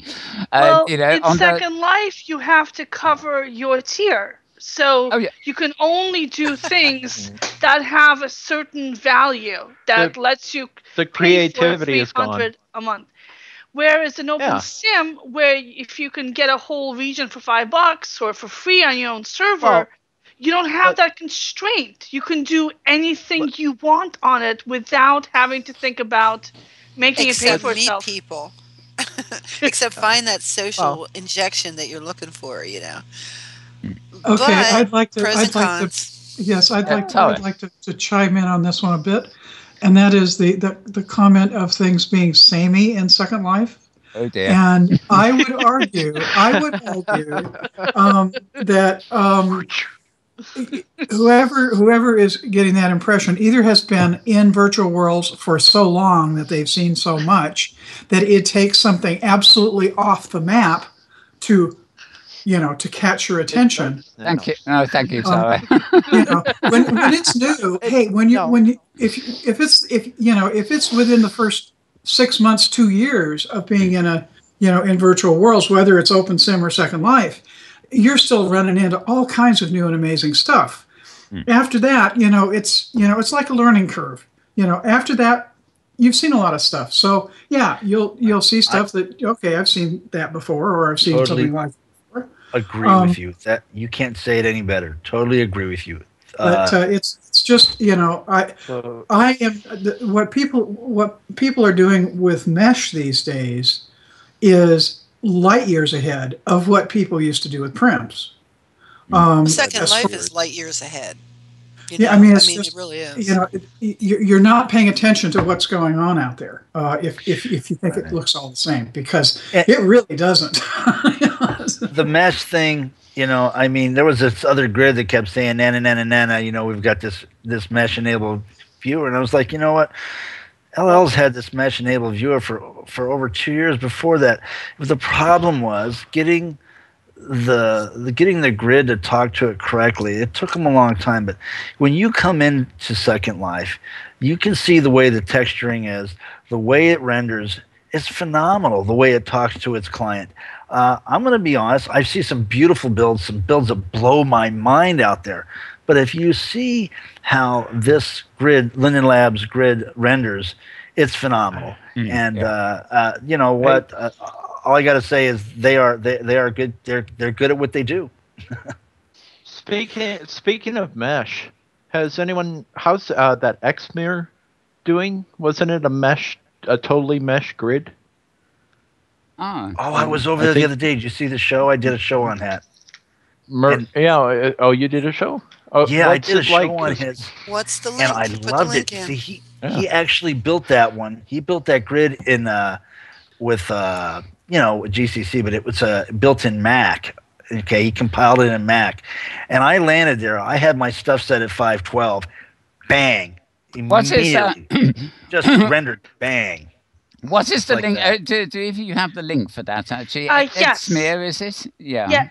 The domain name is xmir.org. The hypergrid address is grid.xmir.org.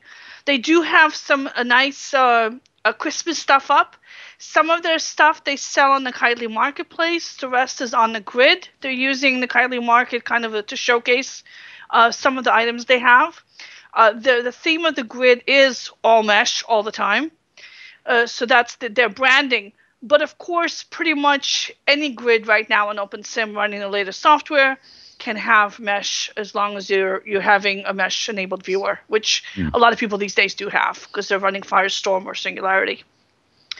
Yeah, and of course, look at the future, maybe beyond the hypergrid. You know, the chances are the next version, Second Life, will be really focused on mesh. High Fidelity will be really focused on mesh. So I mean, it's becoming a kind of standard, really, for the future. High Fidelity is mesh. Yes. Yeah. Here's the thing: is the viewer's been mesh enabled for a long time. It's been to write the code and make it work with the grid is actually to deform with the avatar has been the biggest problem. Okay, and they've pretty much got that conquered in Second Life. Other grids are struggling with it, and it's coming along really well though. The clients are really handling it. Cinderblock, if just Cinder, boy, that developer, wow, man. It's amazing what's happened. I remember anecdotes. I remember, I think it was the first day that Mesh was enabled. It was probably on the beta client or something. And I was doing some stuff with the guys at Metaverse Television at the time, the Bustus and Doozer and stuff. And we all piled in to what was then Metaverse Television Studios to play with this Mesh. And none of us could figure out what we were doing. Because we just didn't understand the way it sort of worked, You'd raise a sort of prim and try and convert it to a mesh, and it was mind-boggling. But now, it's been refined and it's just all over the place. It's it's great. Yep. And I'm still very fond of prims for something like flexi hairs and stuff like that. But for landscaping and buildings and anything that's especially stationary and even clothes that you don't want to move too much, it's an incredible difference. Right. I love mesh for things that I buy, like clothing and hair and stuff like that. But for things that I build myself, because mesh has a high learning curve, and building you can teach yourself how to build. Screw up a grid. But you can teach yourself to build by playing around just with the menus, and lots of little kids in various schools that use OpenSim do in fact do that. It's it's basically Legos. It's pretty easy to figure out. Whereas the mesh, the 3D modeling programs that are out in the market today are much more difficult to use and do require a certain degree of skill. So it's nice to have both options. Is my point. I think this is a transition thing, really. I mean, one of the reasons Minecraft is so popular, for example, is just like Lego. I mean, you can't go wrong with the concept of building blocks. But it's a stage up to start mangling prims, and then it's a stage up from that, I guess, to creating mesh. And I think it's just a growing up process. If probably today anyway. Kids will start in Minecraft, move to prims, move to mesh, and it's a staircase of creative ability. All right. So, Chris, what's your take on mesh building in OpenSim?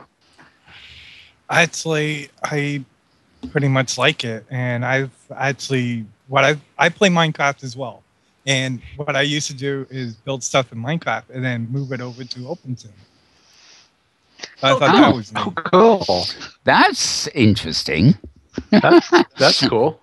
Yeah, it was pretty interesting, except that some of the textures didn't come out too properly before. How exactly do they convert? I mean, does it take the sort of Lego-like bricks of Minecraft and what does it do? Convert them in clumps into prims, or? Yeah, it takes all the blocks and then converts them into a mesh, right, to put into Blender. Then I just transfer it from that file type over to Collada for Second Life and OpenSim. So what are you taking it out from OBJ to Collada is what you're doing? Yeah, OBJ. Yeah. That was the format. Well, that sounds fascinating. I mean, this actually is a good news thing in terms. I know it's technical for the artist, and you got to do bits offline, but it's an example of, how should we say, compatibility of worlds. Because Minecraft to me is very elementary. I'm not really interested in it, but the thought that you could create something there, using those block structures, and then just behind the scenes convert them to super realistic mesh. Well, I'm going to say this right now. Minecraft is actually, compared to Second Life, is a whole lot better because you don't got any sim crossings to deal with. That's debatable. No, it's true because I'm building like a train rail thing that's going long ways out. And I'm going to be doing a video of the difference between trains in Minecraft and trains in Second Life. So you don't have to deal with that sim crossing in Minecraft. And that's probably why it's so much popular. So I'm curious, Chris, what are you working on right now? You've been... Lately? Yeah. Not me personally, but my former boss and friend Tim from Zenimax. I don't know if he wants me to say this or not, but he is working on a new website called OpenSim Supplies, which is a replacement, I guess, of OpenSim Creations.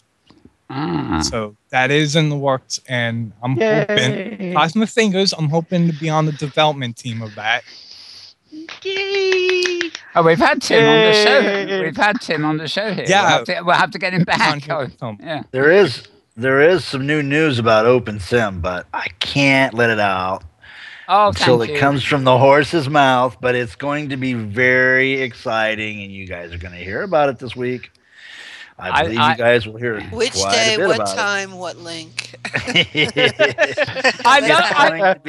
And by the way, it's going to be something that you remind him. Every owner of a grid's going to want. Yeah, you remind me of Savile Withershins, who loves to turn up on the show and announce something and says it's a big secret.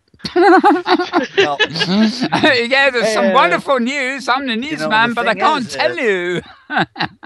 It's going to revolutionize things, but I can't tell you about it because if I told you about it, I may not get it right, and if I get it wrong, then I've goofed up. So let's let it come from the horse's mouth this week. That's one of the sad things that we didn't have Roddy on, because he's confidentially told me a whole load of things about Great Canadian Grid, and I really wanted him here because he's the only one who can actually say what can be said and not say what can't be said. So yeah, there's going to be a lot of stuff. Like it's quivering. You'll just have to bend his arm to get him on next week.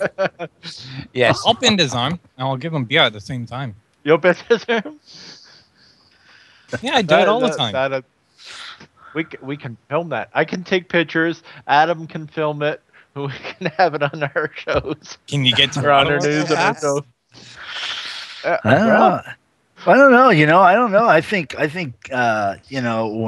Wintersmith there, he'd look good as a talking head once in a while. There, he'd pop in there and say, "Hey, this is what's going on." I think y'all should invite me. Like I'll make a movie out of it for you. Yeah, come on now. I got a studio we can film it on.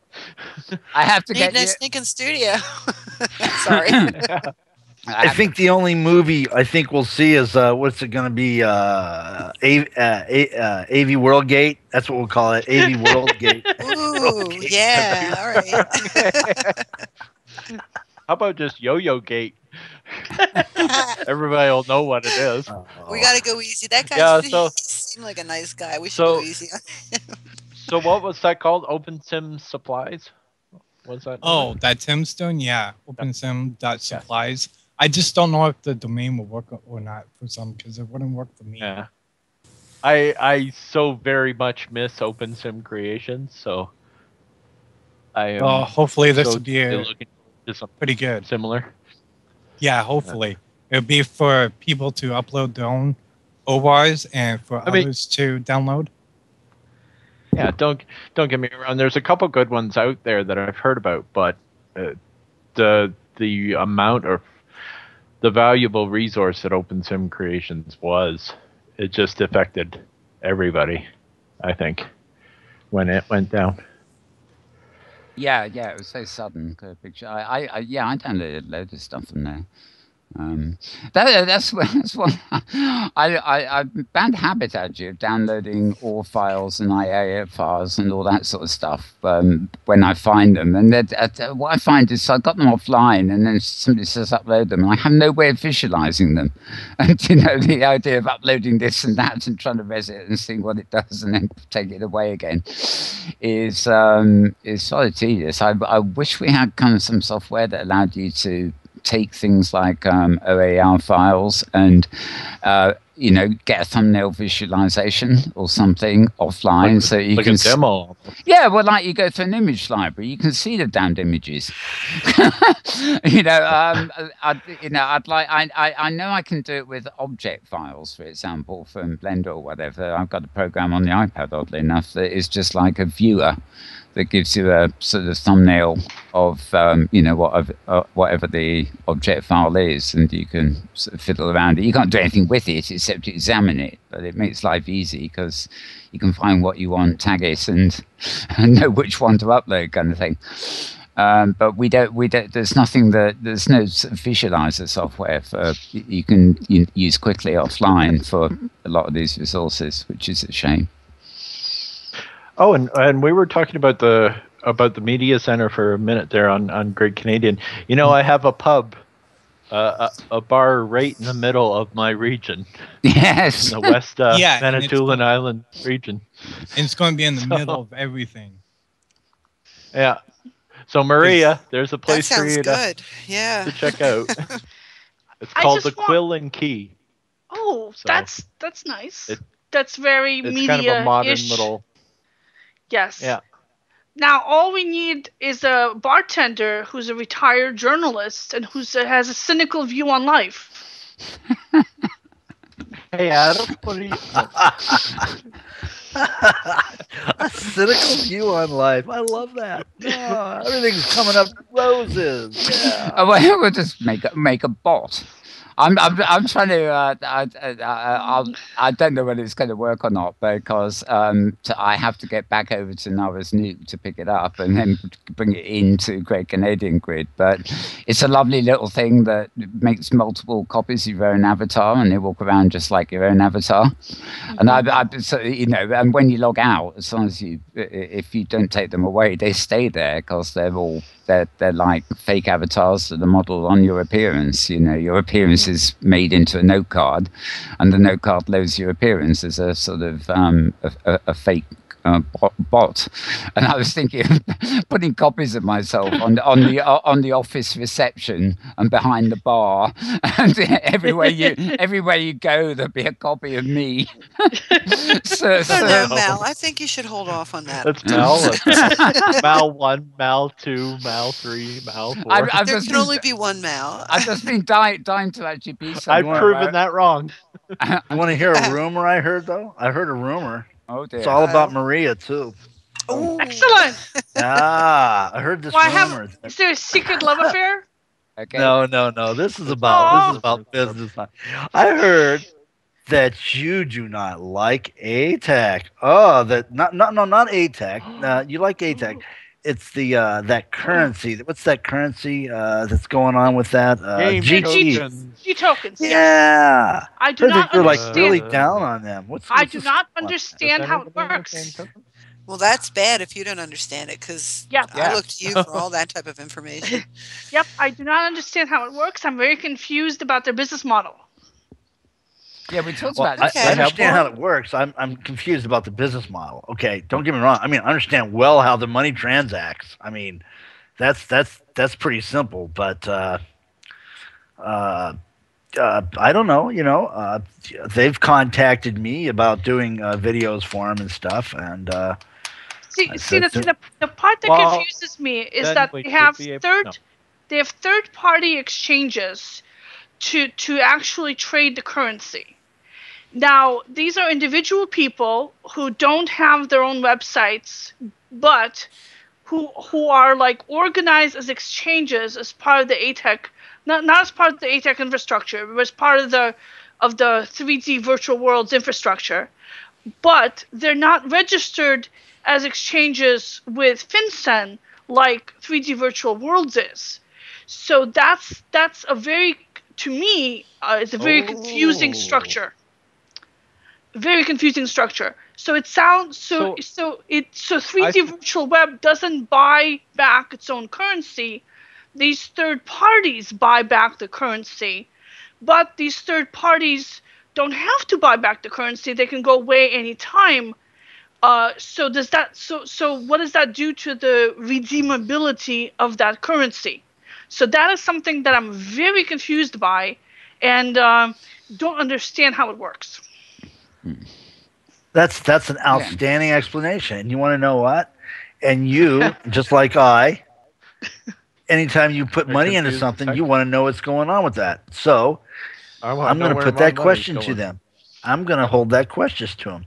And if you can get an answer, Adam, you're my hero. We're trying to understand their business model. We're trying to understand everything about them. The person that's actually handling the servers for them, I know. Okay, not personally in real life, but I've known them for quite a while, and I know the people that are handling the servers are very secure. All right, that I understand.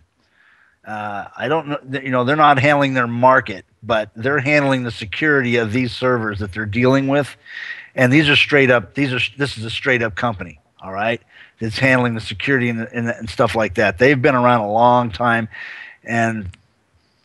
but as far as the structure, like you said, I'm with you on that, Maria. I'm exactly with you on that. All right. I don't think anybody's concerned about the security of the servers. It's every company that you deal with in real life has to have a business plan. When you go into the bank with your money, you know that bank has a business plan. Well, but I'm going to agree with you, but I'm going to disagree with you. I'm not so sure about that these days. But you're incorrect there, because and I'll tell you why. Banking is a big deal when it's. And banking and security of transferring is a big deal. My brother, real life, was that's exactly what they did. He was an auditor for a very, very, very large worldwide bank, and trust me, that is about 80% of what's going on, is making sure that stuff's secure. The actual handshake is not the problem. It's the databases and how it's being done. You work in website and stuff, but in banking transactions, it's a little bit different. Yeah. So what I recommend for currencies is that, first of all, no individuals should keep more money in a virtual currency than they can afford to lose, and this applies to every single currency, including Second Life, because you never know when your account is going to be closed. Second Life and every grid retains the right to close your account at any time, and you might not be able to get your balance out. So pay the taxes, take the hit, whatever it is, but don't keep more money in that account than you can afford. So that's the first thing that I recommend. The second thing is, if you're a grid choosing a virtual currency, I would recommend someone who's been around and who has a long track record. And that's the other thing with the 3D virtual worlds, is that other than themselves right now, I haven't seen any other grids use it. Now it's available on other grids because they set up terminals on other grids, but as a grid-wide currency, I haven't seen any adoption yet. And yes, I do understand it's a little bit of a chicken and an egg question. People don't want to use the currency until it's been around and kind of been tested, and until people start using it, it's not going to get well tested. Well, So- I dealt with PodX, and I'm not impressed. All right, that's all I'm going to say. I dealt with PodX for about a year, Right. and I'm not impressed. Okay.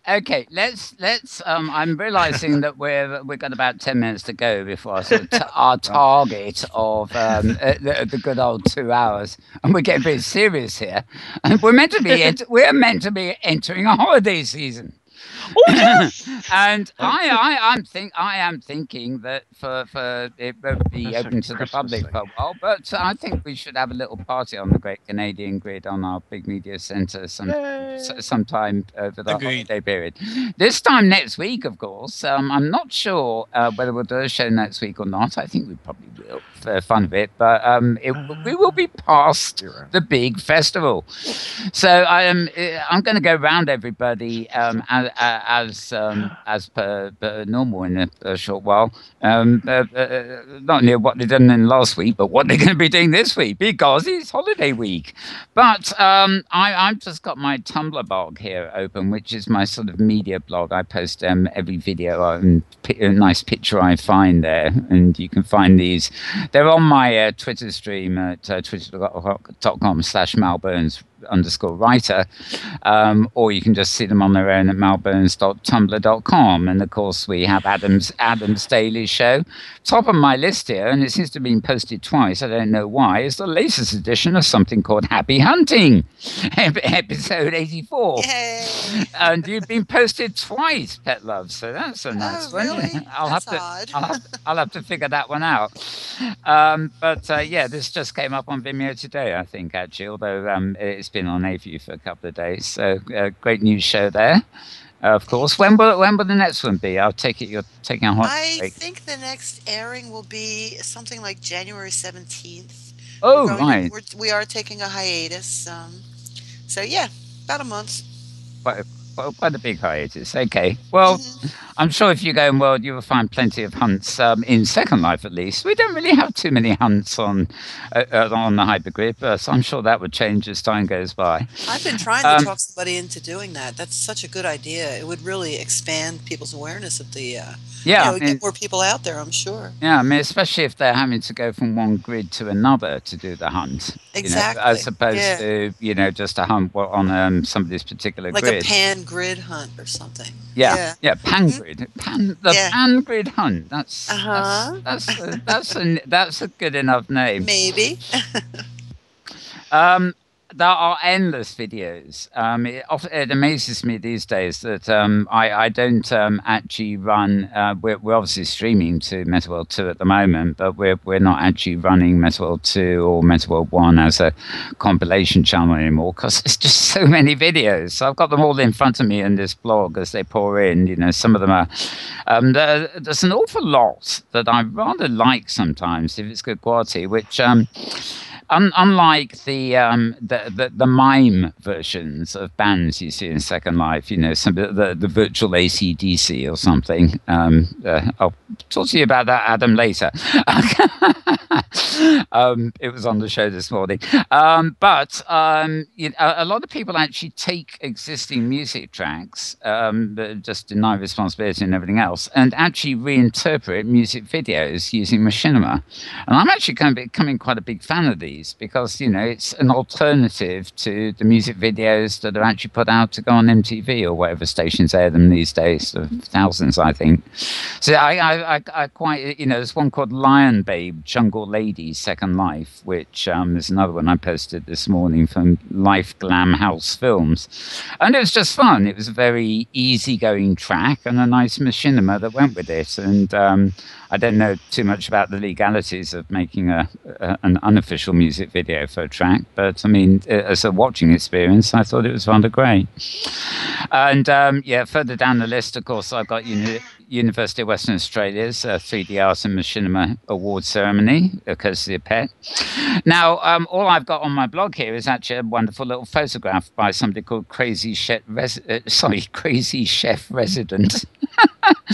But Adam, this actually is a picture of something you covered in this morning's show, which looked, I must say, your film of it looked absolutely wonderful. And this is the Tour of Lights. Have I got that right? Isn't that neat? There's 30 Sims, and when you go to one, then you can 30? go to another one. There's 30 of them. Yeah, there's 30 Sims is what it is, if you go read on it. And that's the first one, I guess. You land there, and then you hit that one, and I think there's a next button, and then a next button, and you can keep going to it. There was 30 different locations, the Tour of Lights. And what it was about, that was number one, but come on, it's over, I think, on the 21st, so I don't know if I can get all 30 done, you know. Yeah. But wasn't that a beautiful sim? Wasn't Look, did you see the texturing?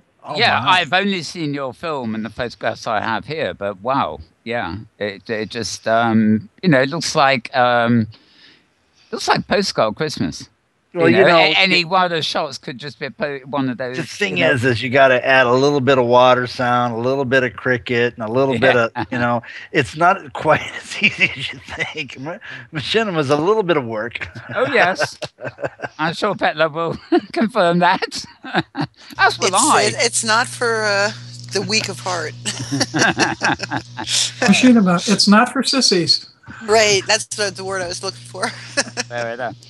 I've also got another film that came up, Winter Festival CC. Somebody called Bridget Binder, who does a lot of machinima, has a film up, and I've got it on the blog for the opening of that. I tell you the thing that is most common to these winter machinima that are coming up, which are just like party, hey, this is a machinima of us having fun at our party. And sometimes, why not? It's good. But skating really appears to be in season 2. And the number of skating machinima, virtual skating, I hasten to add, that I've come across this week have been phenomenal. I don't know what it is about skating, but I guess it does bring the whole idea of sort of gliding around on ice to the fore. We have, of course, regular. This often gets forgotten when it comes to TV schedules, and stuff. But giant snail races come every week for I don't know how long. Lisa Gulliwick has done these giant snail races. They used to be on Treat TV, and now they've moved on. They're done independently. But I don't think there's probably been about 2 snail races every week for the last 7 years in history of Second Life. They're an acquired taste, but it's always worth having a look at one because they're quite fun watching these strange snail avatars going around at quite literally a snail's pace. Mel. Yeah. Mel, I've got a few things I want to add before we go. Yep, sure. Well, let me throw to you. Oh, yeah, one other machinima I was very impressed with again, I've got on the blog, Solstice Spell from Larkworthy Ant Farm. That was published on Vimeo, and I put the embed code in there. But anyway, yes. And Toys for Tots charity event up there too. Okay, Maria, carry on. Okay. So there's a whole bunch of Christmas celebrations happening. I want people to know that they can check out the Google Plus groups to get a lot of these. Hyperica calendar. That's hyperica.com. We have a calendar at the top right that has a few of these. I'd like to mention that there is a Christmas Eve party on Littlefield on December 24th at the Stonehaven Party Isle region. And they're going to have a New Year's Eve formal as well on December 31st. There's a Fezziwig ball on... I got my invite to that. But to that's happening. It's a storytelling thing with a Christmas Carol in the Sanchez Library. They're on Kitely and on Second Life. I went on the Hypergrid Survivor during the week, Caledonia Skytail course. We went over to Kitely for her. She did a performance of the introduction bit to Christmas Carol, Dickens, not the 3 main ghosts, but Marley's ghost. Great stuff she did there. But Tangle's going to have a New Year's Eve and a Christmas Eve, but they're going to do it for their time, the European time that they're on. So, Right. you know, it's That's kind of good. nice. I'm going to be able to hit all these parties. If everybody would just do them like that, I could just like keep drinking and keep machinima. And before you next know, Follow I'll be just, around the planet. Yeah, you gotta Yeah. hit the Japan grid when you're really be really drunk. All right, so Hypergrid. Yeah. Carry on, Maria. I think there's more to come here. So, Maria. Dream Nation just had its 3rd birthday. But their thing that they're announcing is that they have the Kiddo Florist train sets from Second Life have come over. Apparently, these are famous ones in Second Life, and they are now in Dream Nation on OpenSim thanks to Bullet Physics, and they're on sale there. Let's see, the virtual highway grid. They're a closed grid. But they always have a lot of events open, and they have a special area set up for Christmas that people can visit at Festival Park at the North. They recreated the North Pole, and they have live music there, and shops, and DJs, and performers, and so on and so forth. Exmere has some Christmassy items at the Viker store on the Noorderhove Sim. And it's hypergrid enabled, and they're adding more Christmassy things and are renovating a church for Christmas for anyone who wants to sit down for a quiet moment. And it's covered in snow right now. Island Oasis is also having a holiday hunt December 21st. That's tomorrow, and they're having some live performances as well. Inworld has a million things happening. So does Third Rock Grid. Check those calendars. I'll be posting links to all the calendars tomorrow, as well as a quick roundup of the events that are happening. And if you have any events, too, email me, and I will add them on. Great. I've got to say, to anybody watching this program who doesn't actually go into virtual worlds, and I know some people do watch it just for the hell of it. If people go on about being bored at Christmas or, lonely at Christmas, and, it's a very feverish sort of time, and I try to ignore it, quite frankly, but it does have a compelling social effect on people, and people who don't celebrate it or live alone and things are often sort of, they get more depressed, as it were, for being under the radar of it all. And virtual worlds are a wonderful place to go. If be it somewhere like Second Life, where there are masses of people, look up at their destination guide and find some Christmassy event. Even if you're new to it, you just find it's fun to log in and join a load of people, and you may make some friends. You'll have company, basically, and it's a wonderful place to, it's virtual space, but it's still effectively real world company of a sort. So definitely a plus point for virtual worlds there. Yeah, unless they're bots, they're real people. Yeah, well, I think, I mean, if you see Mal, chances are 1 out of 10 that it's a real person. How many euro? But I don't know. If you look at destination guides and event things on calendars and things, I think you can most of the times you can be pretty sure that those events are real people. Oh yeah. And if you do know Second Life at all, or indeed OpenSim when it works, I mean, all you do is click on the map and follow the green dots, because that way you're landing where all the all bots are. all bots, of course. Okay. Let me move over to the others here. Get winter next. What's coming up for you over the next week, the holiday week, or if anything? Well, next, personally, nothing. In OpenSim, if you're attending, what I want to do is if you're attending one of these events or you're hosting one of these events, I want to hear about it. Send me your blog, send me your articles, send me your notes, send me anything, because we'll put it in the Koran Journal. And if the only thing to warn people about there is that if you get drunk or otherwise out of your head at one of your virtual celebrations, the photographs of your strange behavior are likely to appear on the cover journal. We'll be more than happy to receive those photos. Indeed. So if you're at any events and you see anything going on, just send it my way. Remember, folks, he's a tabloid. The more scandalous, the better. The more scandalous, the better. And were you able to acquire one of those purloined pictures of Adam groping the bear? I finally finally just grabbed your guys' stuff and made one up. I had to. I just went ahead and it was on my show. It was screenshots from our show, basically showing him in action. Yeah, man. Look at his eyes now. Look at his eyes. A little bit glazed. Tara's putting the attention on Adam, but I also have the pictures of her visit to the Great Canadian Grid when Customs got a hold of her clothing. So. Oh dear. Yes. That was before I was successful in raising a box. Yeah. Yes. Yeah. One of the headlines on the Current Journal was Tara Yates survives on the grid in a box or something. It was. You can be grateful, Tara. He did actually wait till you put the box on before photographing you. So. Oh, that's a relief. There's some photographs you can publish, and there's some you save for later. I don't want to go there. Chris. For the next scandal. Chris, what are you going to be doing in the next week? What are you looking forward to? Probably just drinking more beer. There's really nothing going on except for Christmas in mostly Canada. development.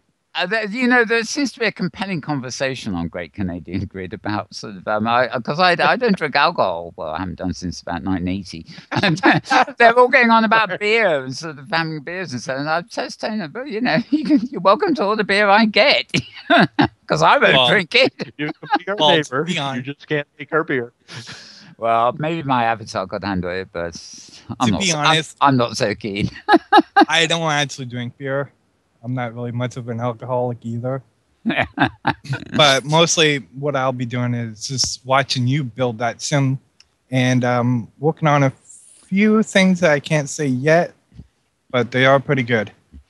I do have an animation in Second Life which involves, it's an object. I simply pick up this glass of champagne or whatever it is. I think there's several different liquors I can choose from.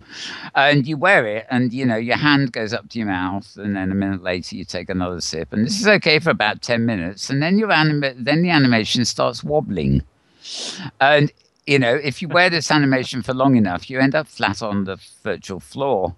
And I must admit, I kind of get a kick out of being the old rock and roller of my youth, virtually, and ending up on the floor. Quite funny. Well, Mal, I have a few things in my inventory just for you.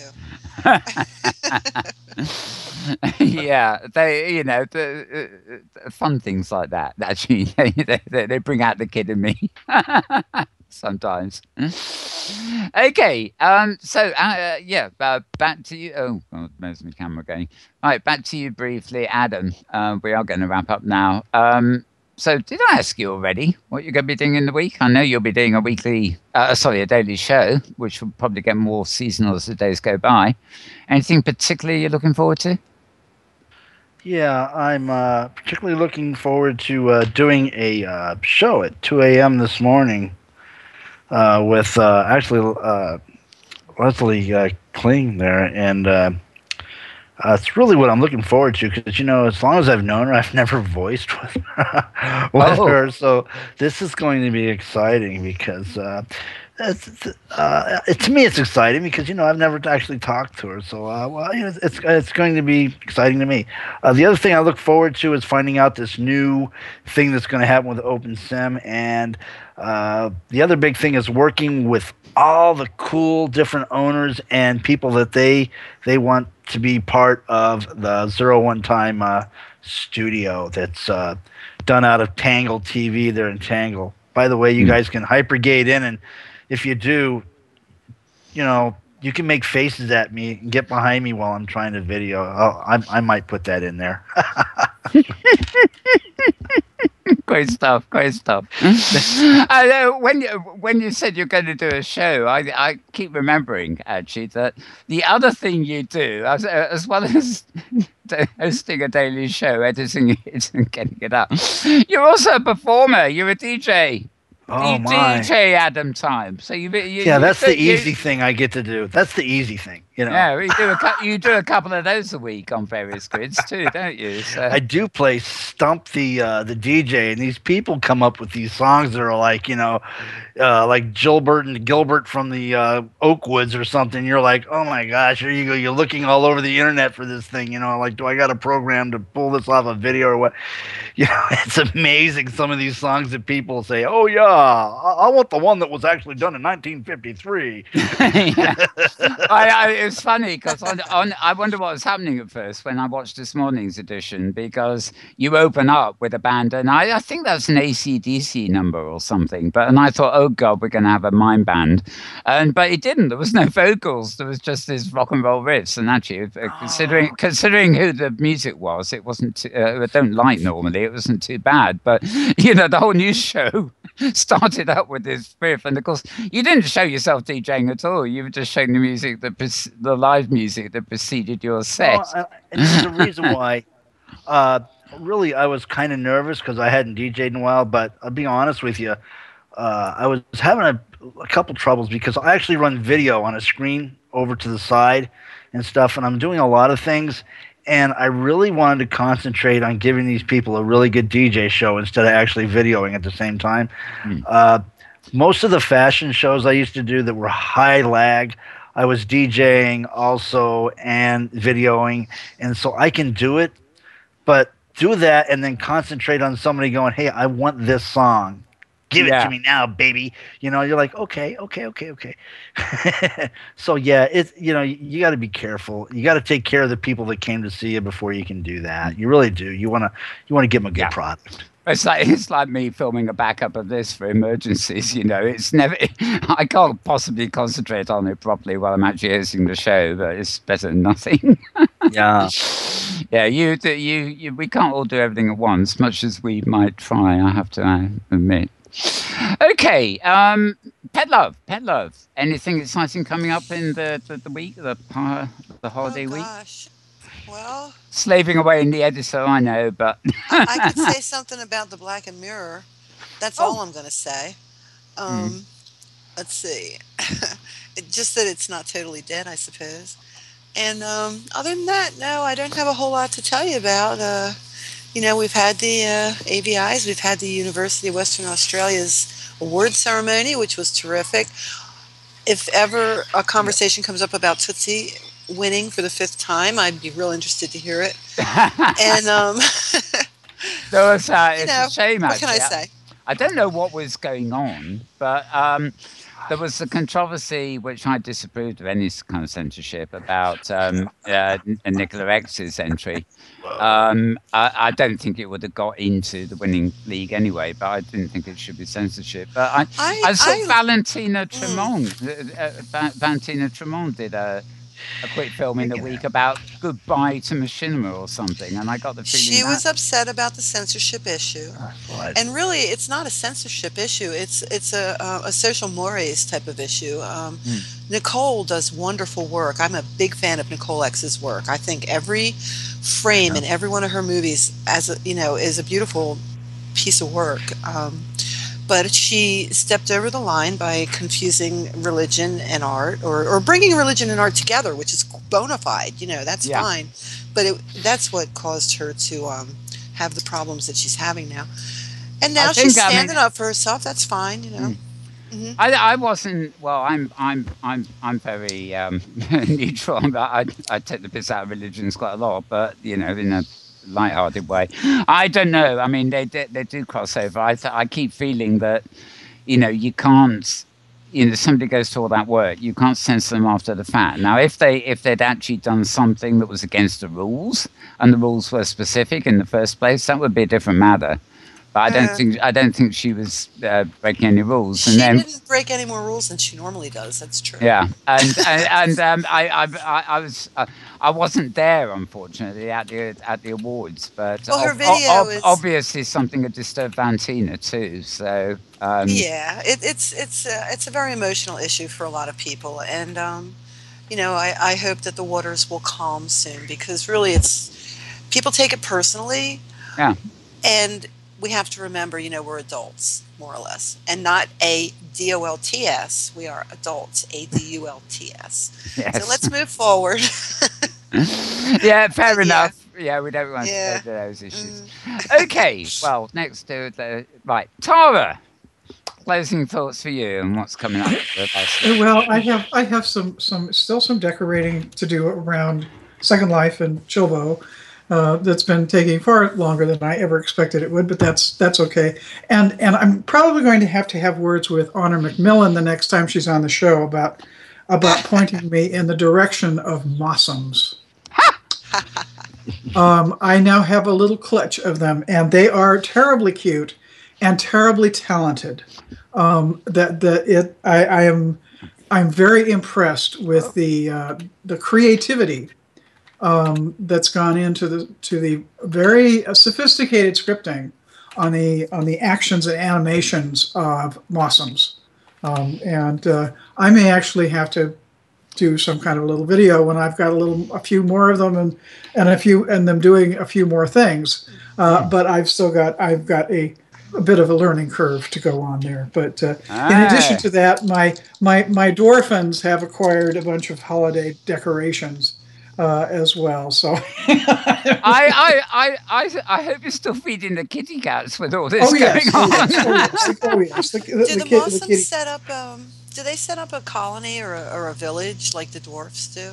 The dwarfs. Well, no. What you get various items that are environments that they respond to and interact with, and so they grow stuff, and they exercise.